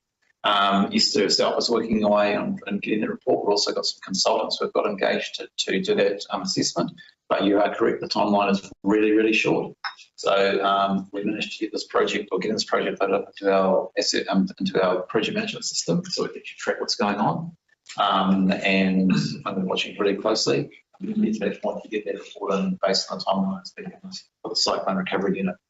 So Esther, you can talk to that some more if you'd like, just on what you're doing around that to get to hit that deadline. It's been given. The chair, there's a lot of things happening simultaneously at the moment. So we have a consultant called Adapterra who's currently doing their risk analysis with another company called Urban Intelligence, who is already contracted to us to provide risk resilience and vulnerability mapping. Northland Regional Council has also stepped in and is helping with that piece of work and also paying for it, which is fabulous. Currently, I am developing a suite of policies and a methodology for how we would categorise these properties once we determine through the risk assessment what was impacted in the NIWI events and what is still at risk. We are interviewing this week. In fact, we're just in the final throes of interviewing and hoping to appoint quite quickly into the roles of the Kaupapa Māori lead and the program lead. The report that is due in December is going to tell you what properties we think are category 3 properties or category 2P or C. So at that point in December, the council will then be asked to make a decision whether we engage with the Cyclone Recovery Unit and go ahead with offering those voluntary buyouts. But it is a very ambitious program, but there is a lot of pressure coming from the Cyclone Recovery Unit and also from the Minister. So we are on track and I think we can deliver. Thank you. Thank you, Madam Chair. 2 subsidiary questions to that. Excuse me. Are any of our other work streams being pushed out mid-April? And if so, what are they? And what is the consequence of not meeting that timeline?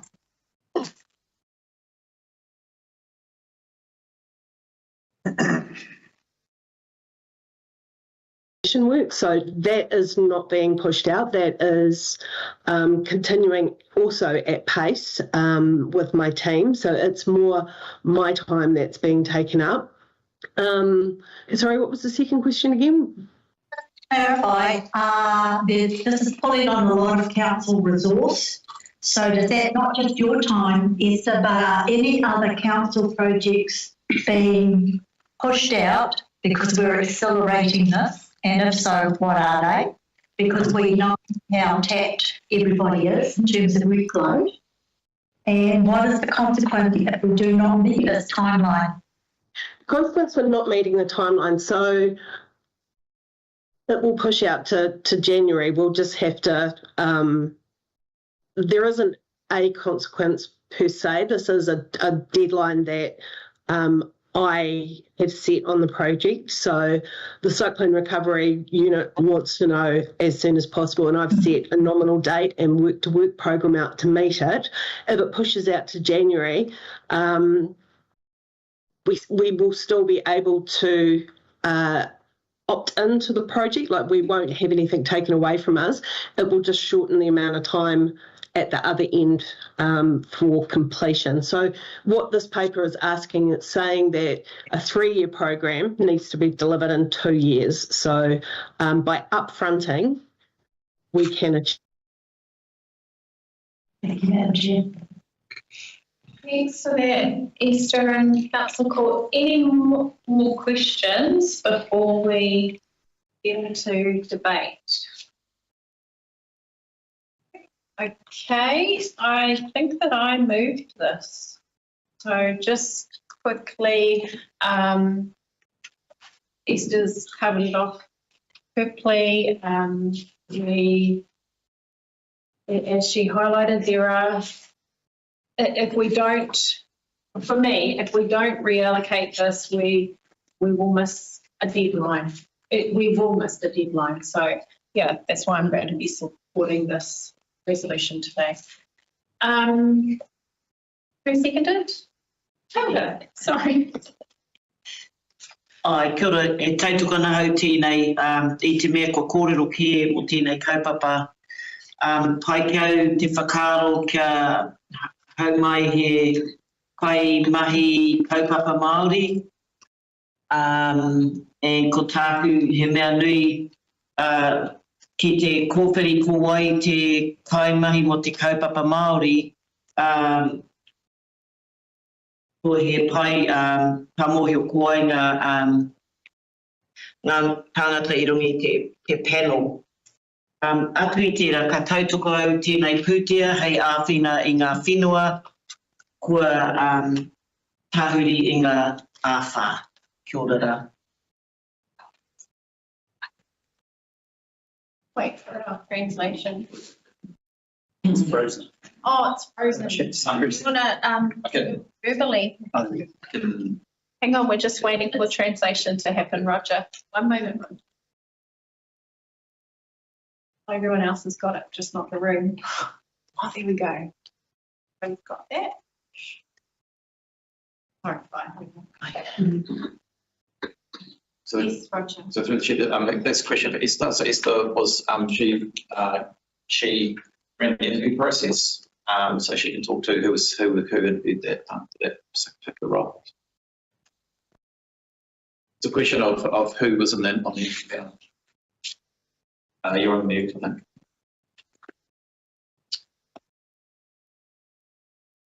Still on Still on mute. mute. I can, You're still on mute, Esther. I'm so sorry. We had one application for the Kaupapa Māori lead, who we are hoping, well, we're going to speak with tomorrow, but I would welcome the council's involvement in that selection panel.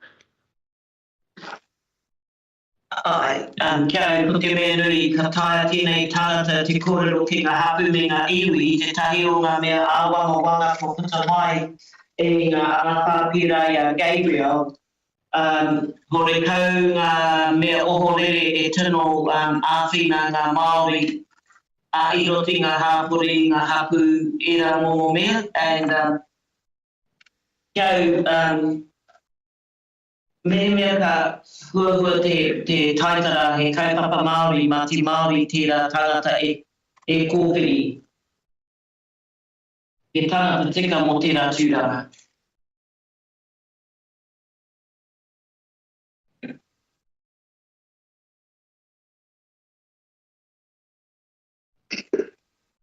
Sorry, just waiting on the translation. So much easier just to, yeah, word for word. Whatever works best for you.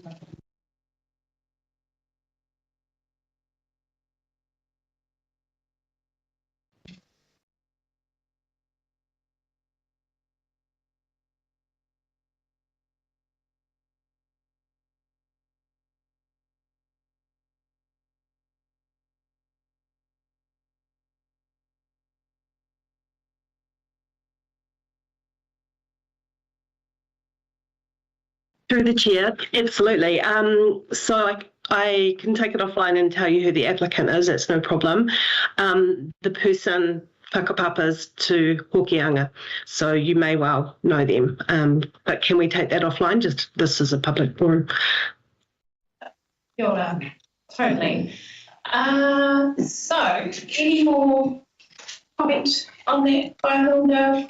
And anybody else wish to comment on the acceleration of the FOSIL program before I put it to the vote? Oh, okay. Sorry. Kahika? In favour. I report. Kia Harawira? Aye. Papa? Aye. McNally? Yep. Grant? Yep. Yes. Aye. Okay, item 6 point, oh, the item is carried. Pretty much. Now we're on to 6.5, amendments to RMA delegations, and the recommendation is that the council adopt the updated register of delegations, part 1, staff. 2, adopt the updated register of delegations from council to approve hearings commissioners under the Resource Management Act. We have got Rebecca's here to speak to that. Rebecca, and she does have an item being tabled. As some of you may have noticed, we got table and it looked like he was a bit missing, and he was. Do we still have a quorum of all commissioners that are affected by this activity? But we don't have to leave the room. Sure. Aren't we conflicted? Sorry. Yeah. So we do have a number of commissioners that this be affected by, but under my years of experience of making good decisions course, we do not have a conflict for making decisions on delegations. And I've just got to remind everybody There are a number of risks highlighted in the report, and if you have questions or are going to be speaking to those parts, then we will need to move this item into public exclusion. So I'll play it by ear. Okay. For now. I'll get a mover and a seconder for this paper. Councillor McNally has moved it. I'll second it. And Rebecca, do you think we need to just adjourn a moment to give everyone a chance to read this, or are you going to run through it for us? Through the chair, I'm happy to run through it, or alternatively, if you do wish to read through it. I think also just stress that because it forms part of a fundamental part of the second component of the proposed resolution or the recommendation that I'm making, it's important that it is effectively adopted within the resolution, or like, you know, that it may be that there's a formal resolution on tabling and receiving it so that it's reflected within the minutes, because it's not just an attachment that we've missed off, it's actually part of the resolution, because what you're being asked to do is to adopt those changes to the delegations, and what's missing is the first page of those delegations. Attachment 2. Yes. Yes. I'm sorry, I only figured that out this morning. I haven't been able to bring it to the attention of anyone before that. Yeah, it's got the 2 points, but got the last 2 bullet points, but not the rest of that page. So through the chair, whatever is your preference, if you would like me to run through that first page now in an open meeting, or alternatively to have time to read it and I can answer questions, whichever works for members. Elected members, are you happy for Rebecca to run through this while you're reading, or do you want to adjourn so you can read it? I'm just rethinking, Madam Chair, whether or not this should be in PX. Okay. Too late to move that?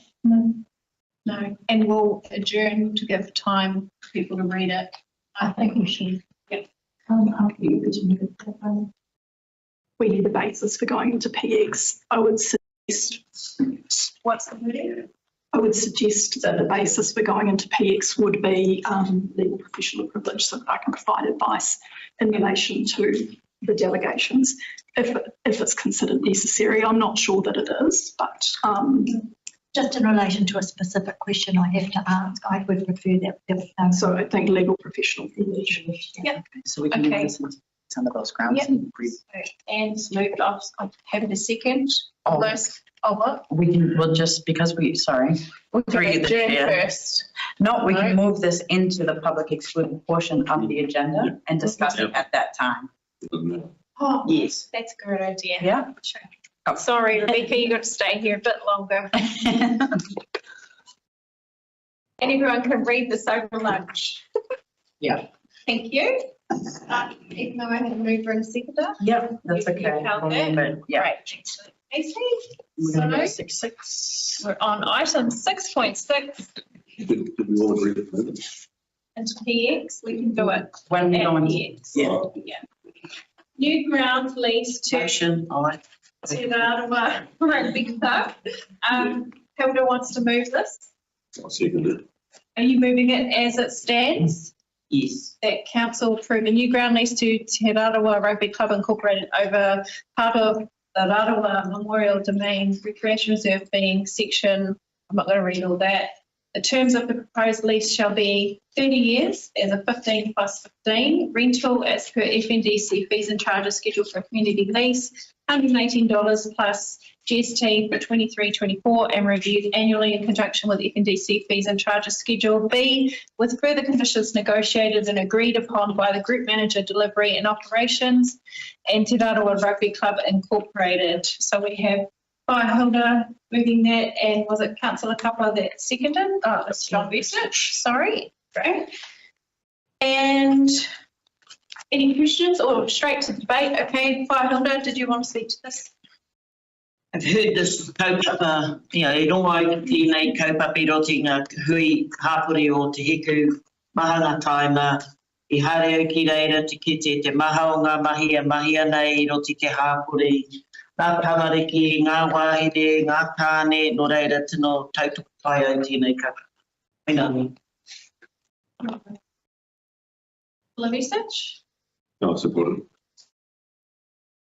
Anybody else? Yeah. Just to, excuse me, just to say that our board is really happy with this lease. That's my recommendation. Fabulous. Okay. I'm going to put this resolution to the vote. Ahika?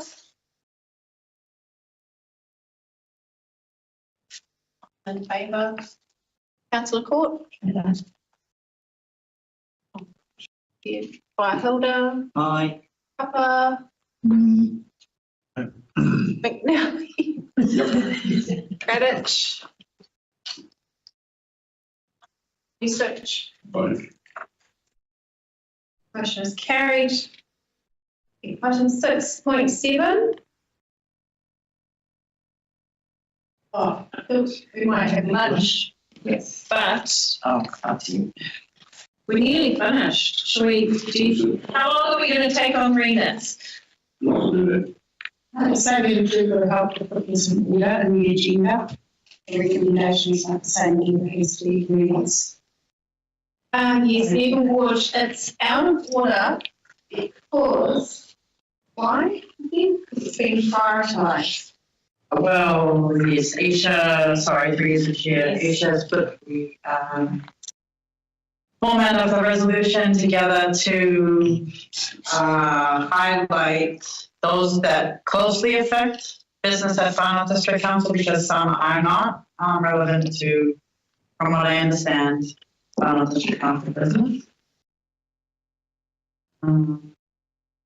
Community services card, for instance, not something I don't think that Whanau District Council takes into consideration when. So just for clarity, yeah, so the recommendations are in order of priority, not the remits. Is that match? Yeah, given the recommendation is in order of suggested priority because we have to have a prioritised list when we get to the AGM. Okay, so was that John Busich moving that council support the following remits in order of priority? Yes. I'm happy to second. And any questions on, and this is only the second time this term we've had for it. Well, did we even have any remits last time? So feel free to ask questions if you want to know who's asking. Who's answering these questions, Ruben? Anything else you can say? No. Oh, for staff? Yeah. Through the chair, there have been a number of subject matter experts that have input into the staff advice. So representation reviews, community service, the democracy services team could respond on the representation reviews. There are probably corporate services staff to feedback on finance issues. And there are a couple of remits there. I referred to community services card. That didn't particularly affect us. However, we have taken feedback from our customer services and staff as well. Thanks for that, Jason. Do any members have any questions on this? So I'm just asking about community services card. Is this council asking, would it be relevant to us that our people in the Whanau can use that to access services or make payments? Yeah. So through the chair, the remit specifically relates to the use of community services cards when we would use means testing. So it's essentially stating that we would accept it as a form of means testing. Yeah. I don't know. Questions on any of the other remits? Are we happy with the priority order.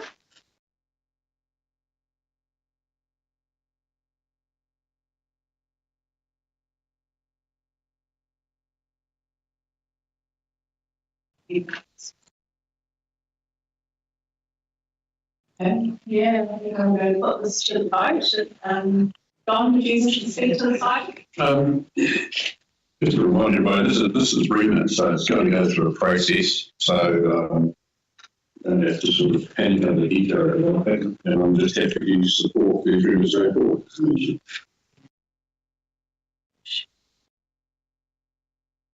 Okay. Thank you, Henry. Baker. In favour. I'm in favour. Aye. Thank you, Councillor McNally. Councillor Court. Same. Councillor Parawida. Aye. In particular, the safety, driver licensing things and mine good stuff. Aye. Aye, to you.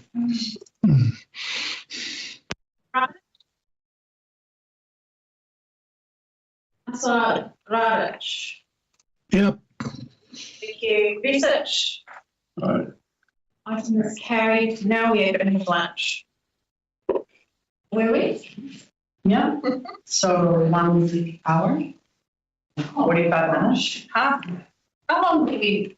Is everyone going to get lunch? So bearing in mind, there's no kai here. You have to go get your own kai.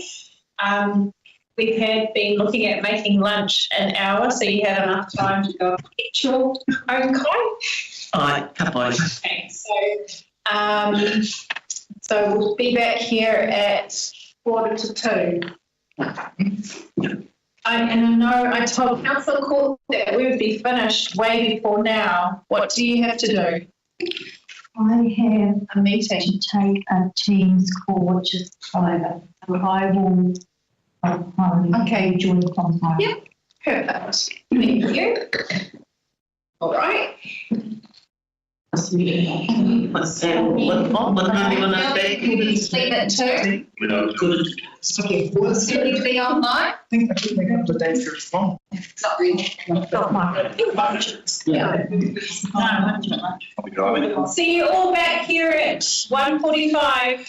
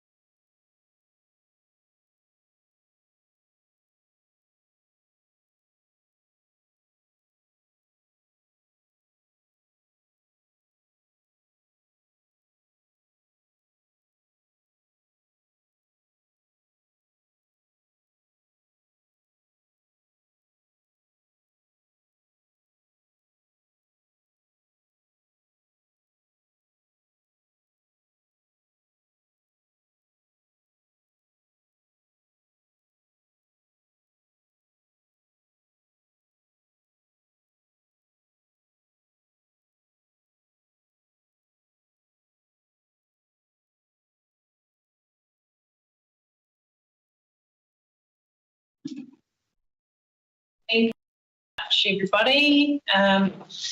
We are at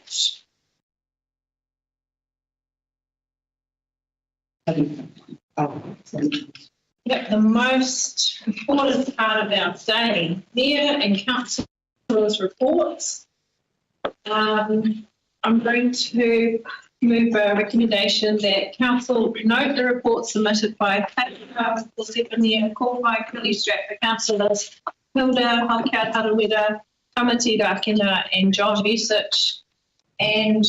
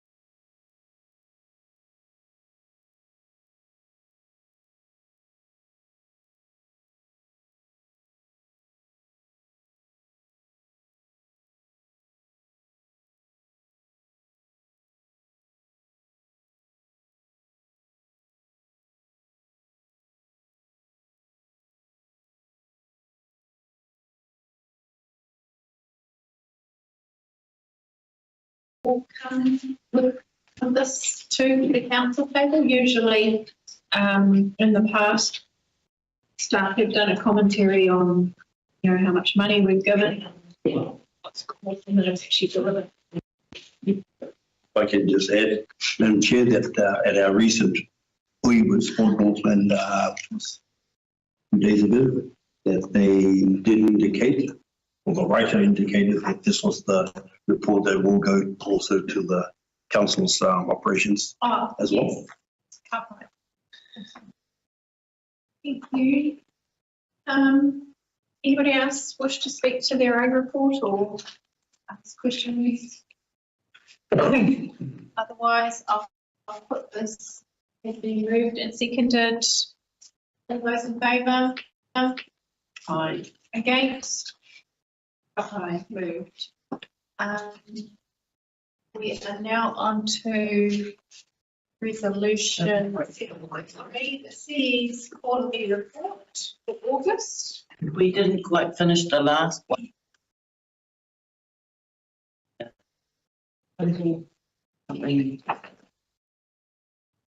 Oh, that one's going into PX. Oh, okay. Sorry. Thank you.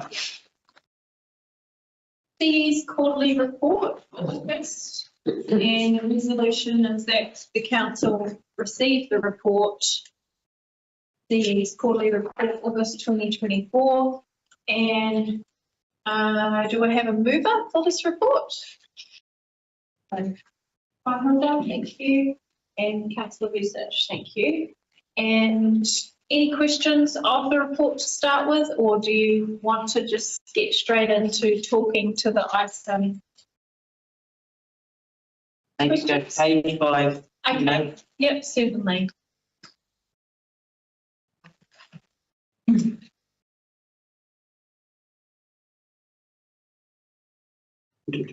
Ruben, do you need to? Oh, happy. While you're finding the page, through you, Chair. Yeah, suffice to say, obviously we have the opportunity to discuss or ask questions of our group managers who are present. Some of my, or on behalf of the Chief Executive, summary, some of the stuff in this past quarter have been pretty significant. Some things that we've gotten through. I think which has tested our resilience. And that's not just to mention the civil defense activities that we've encountered during the weather events, but also transportation services and some of the changes there, getting through the long-term plan with this body, continuing to strengthen the relationships with Iwi and Hapu, a little bit of fine-tuning and focus within the strategic leadership team and some activities there to align with council's goals and vision.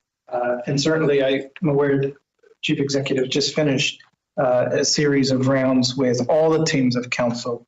It's been probably almost a year-long process to get that understanding with everyone. So quite a bit done in this past quarter, and some other significant pieces of work that we don't really dive into detail, but we've included it as the points there for you to consider. And yep, happy to answer, take any questions. Ahi para cats, given. Sorry, it's the, how are the cats going in Ahi para? Yes. Well, Kevin, you want to speak to that? Yes, through the chair. Well, the situation is that the tenant has been in contact with Property and Facilities. Michelle Rockall has been in regular contact with the lady who lives there. It is a fairly complicated situation, which I'm not at liberty to describe in a public forum. And what I'm pleased to say is that there has been a trapping effort underway for some time, led by the Regional Council and the SPCA. I can certainly brief you on this offline if that's amenable, for the simple reason it is very much a neighbour dispute. But we have certainly been involved, and we have, I believe, fulfilled our obligation as a responsible landlord, and continue to do so. What I can tell you is that the press article stating that there were 50 cats there is not correct. The catastrophe.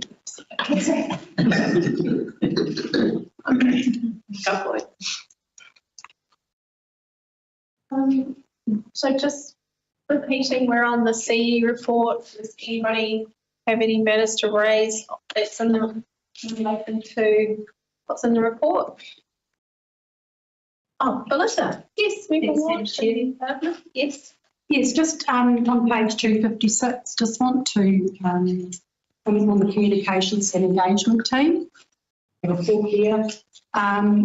Really good comms coming out, particularly the social media posts. So I would just like to ask yet again on behalf of the community here, there's a disconnect here.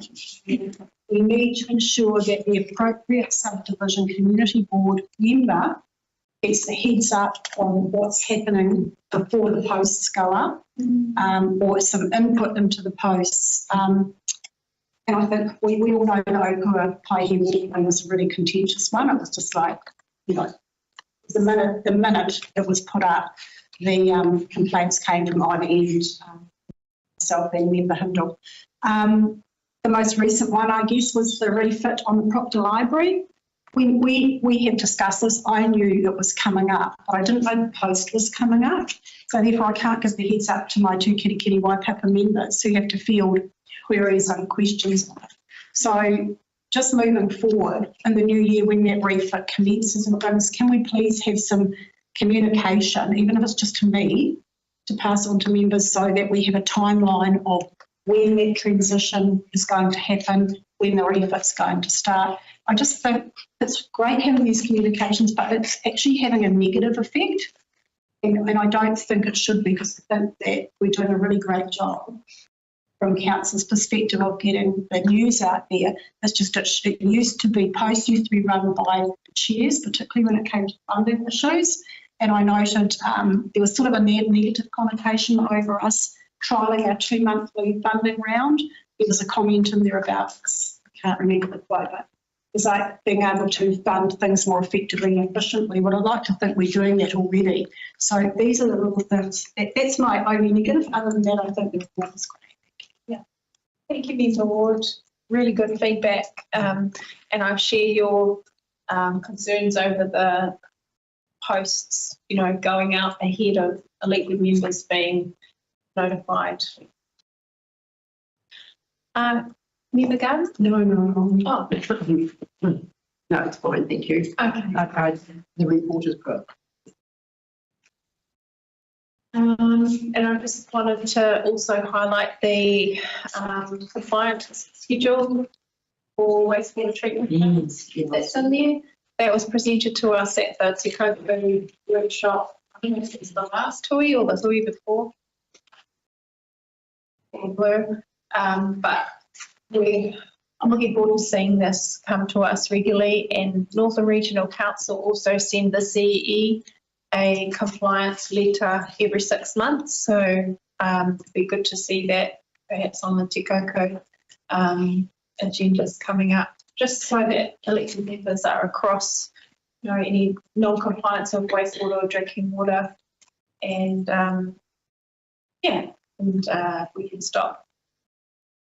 I can hopefully be assured that nobody's going to be complaining they're not seeing this information anymore because it's on this report. Anybody online? The report? No? Okay, well, I'm going to we're going to vote on this report now. All those in favour? Aye. Against?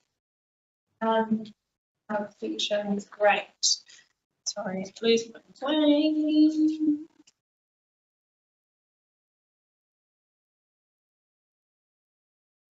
Okay, now we're on to the Council Open Resolutions update. John Besich has moved that the council received the report Council Open Resolution update August 2024. And I'm going to second. John, anything you wish to say about that open resolution report? Something I mentioned last time was the first item there you see on page 259, and I see a bit of an update there, which is good. It shows that essentially that damage, all those things really are no longer apply with the, we're just waiting for the summer period where the final work can be done with the levelling and grassing, and it's all finished. Kia ora, just to add to the Ngākahu trust report, I think, the project manager, Des Mahoney, rang to say he had seen something to the effect that, but he just wanted to say to the council that the site is clear of asbestos and they have a certificate for that it's, there's no asbestos on site. Just wanted to make that clear. Thank you. You're on the working group by Hilda. Yes. Would you guys like to ensure that that is updated in the action sheet? Mm. Be updated? He has sent the certificate earlier. Anything else, John? No, but just on that, I think council is going to remove the shed and then what happens then. That would probably be something we could follow up on. As a working group, you can follow that up. Yep. Okay, wonderful. Thank you very much. That's what I heard. I think we're verifying. Thank you. Hilda, will you make sure he follows it up? What's that one? Time sheet. I thought it already gone because I'm sure I don't know. I don't know if it's been removed. Any other items in the action sheet? Madam Chair? Yes. I'm just pleased on page, on this one. Page. 260, in regards to Turner Centre stormwater catchment. I think that's all done and dusted. Still got a lot of money to spend there. Why is it taking so long? Is that like, this has been on our book since last year, just a design. I think I'm just coming back to the comment that's made on the most recent action, 1 August. that something is completed and action can be closed. So I'm assuming that the issue around stormwater, or was it stormwater catchment was being completed. Tony, do you want to give us a quick? Through you, Madam Chair. The resolution as it stands with those tasks, these three things have been completed. So in this action, these ones have been closed out. In Te Koko, there is still an outstanding action for the investigation and leading to physical work. Okay.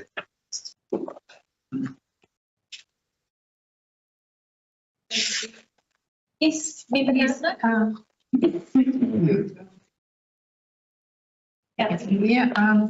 It's just on page 262 to do with the Ready Toto reserve. It says here that the preparation has been made for public consultation for the reserve management plan. It is expected that a 1-month consultation period will start in August. Has this started or not? I don't believe it has. I'll just find out, sorry. Pardon? I'll just find out, Chair, if I'm on it. I'm going to ask where we are with that. Okay, just bear with Roger. He's just going to find out where it's at from the appropriate staff member. Is there any other? Yes, member. Thank you, Madam Chair.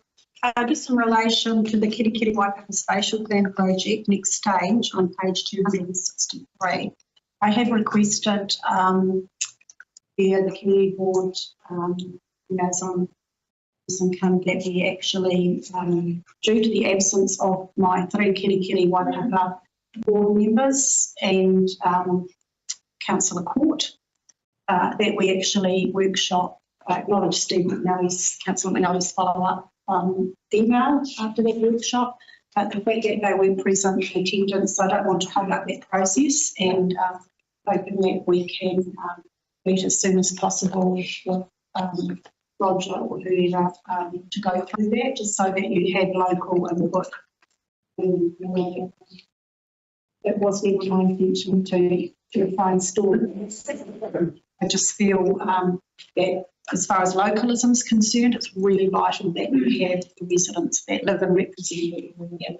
So, so we're working on that. And I watched it back. Perhaps if they're having trouble watching that link too, they need to get in touch with governance. So I know sometimes I can't watch back a link, but they should be able to watch that back.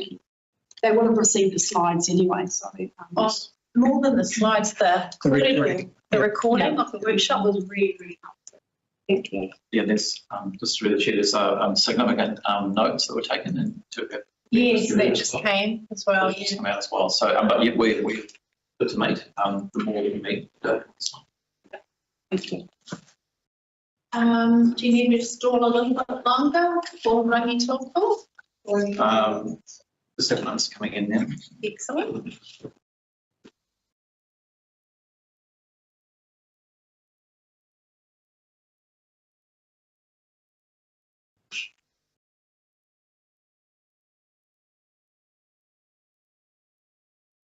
Can I ask a question which is something relating to what Belinda said about the speed limits? You said there was sort of 6 different speed limits. Whereabouts again? So from Haruru, from Haruru into Kaihia Village to the post office in the King Square, there's 6 different speed limits, and 8 if you go past the school. I just note that there was a comment made in an article in the Age to say that the council had wasted about $80,000 or $800,000, I'm not sure what figure, on approving speed limits that the new government will change. So when we made the decisions for the speed limits, it was based on local feedback. But I don't recall hearing anything to say there'll be 6 different speed limits. Did we set them? Yes. With somebody else? So I live just after Belinda, so I probably have 5 different speed limits because there is a reduced speed limit in our subdivision, which it should be because there's speed bumps, you know, that's reduced speed goes with those speed bumps, and all of the roads that were done in the Bay of Islands Whangaroa catchment, excluding Russell because we would do that, were consulted on.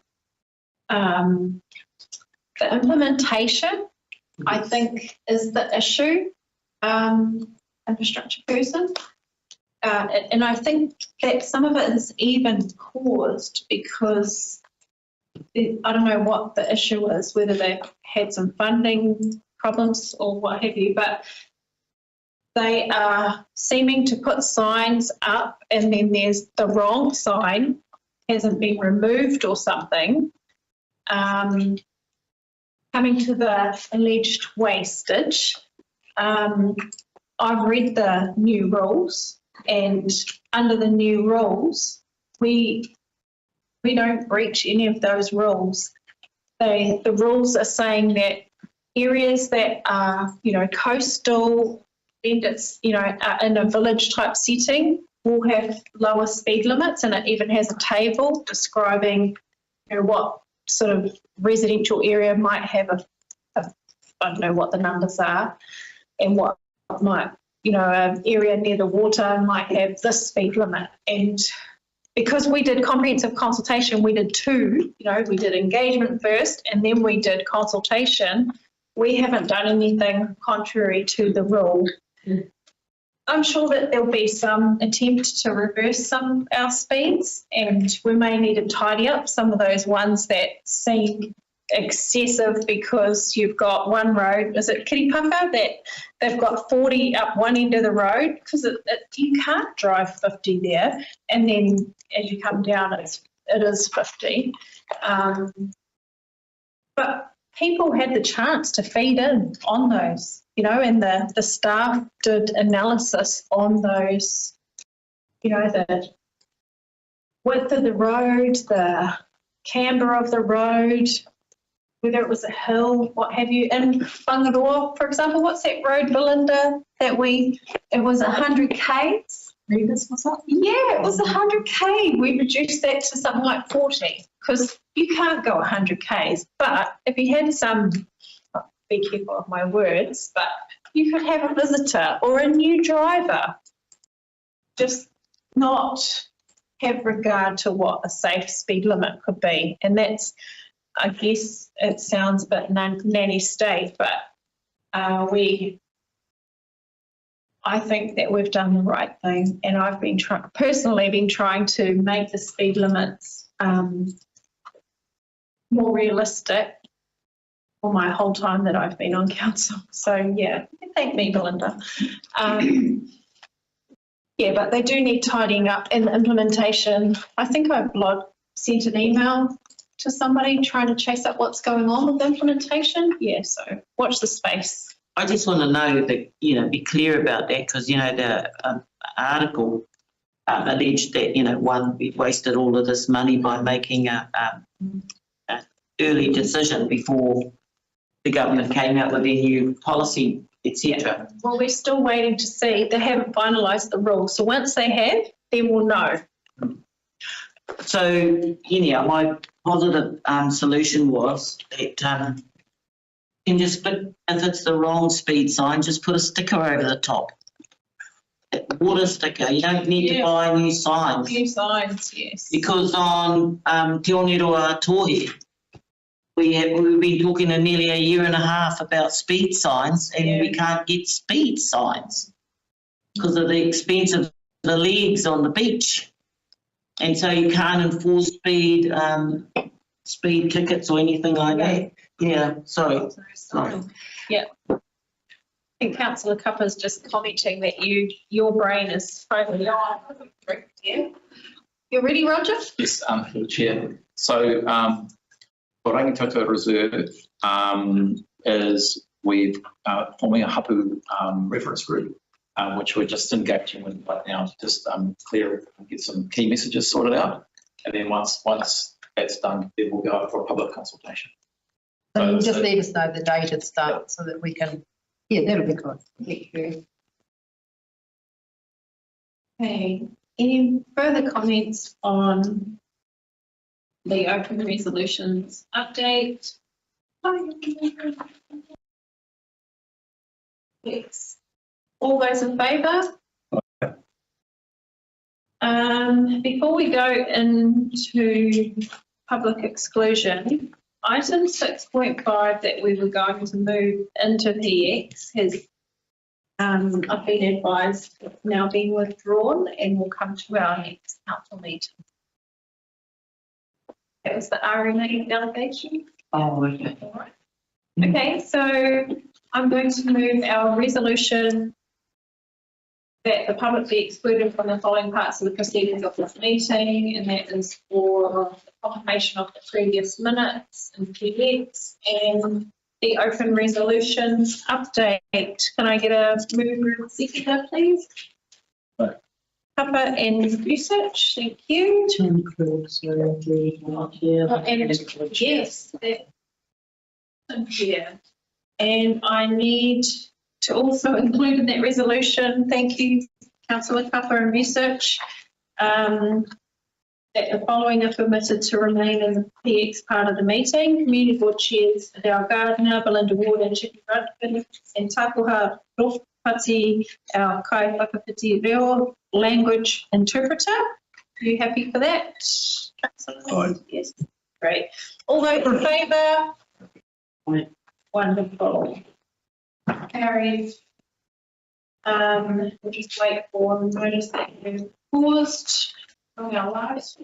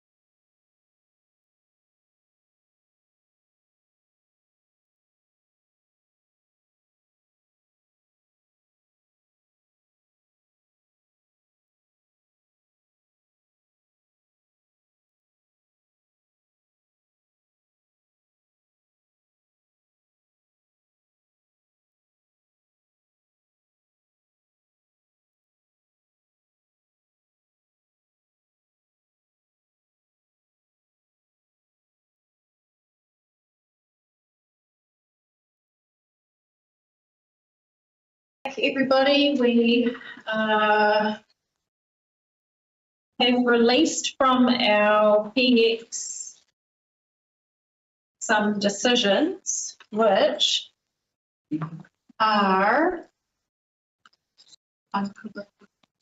just need to read them out. 11 Matthews and solid waste contract as per standard Lagoima with numbers redacted, and Haiti Time Nari Mai to be released into public, and all the other discussions, which was the minutes and the open resolutions report, remain in PX. And thank you everyone for joining us. I'll do our closing karakia. Kia tau, kia tātou katoa, te atu whai o tō tātou ara ki o ihi karaiti me te aha o te atua me te pipinga tahitanga ki te wairua tapu. Aki ake, amine. Ngā mihi nui everybody, thank you.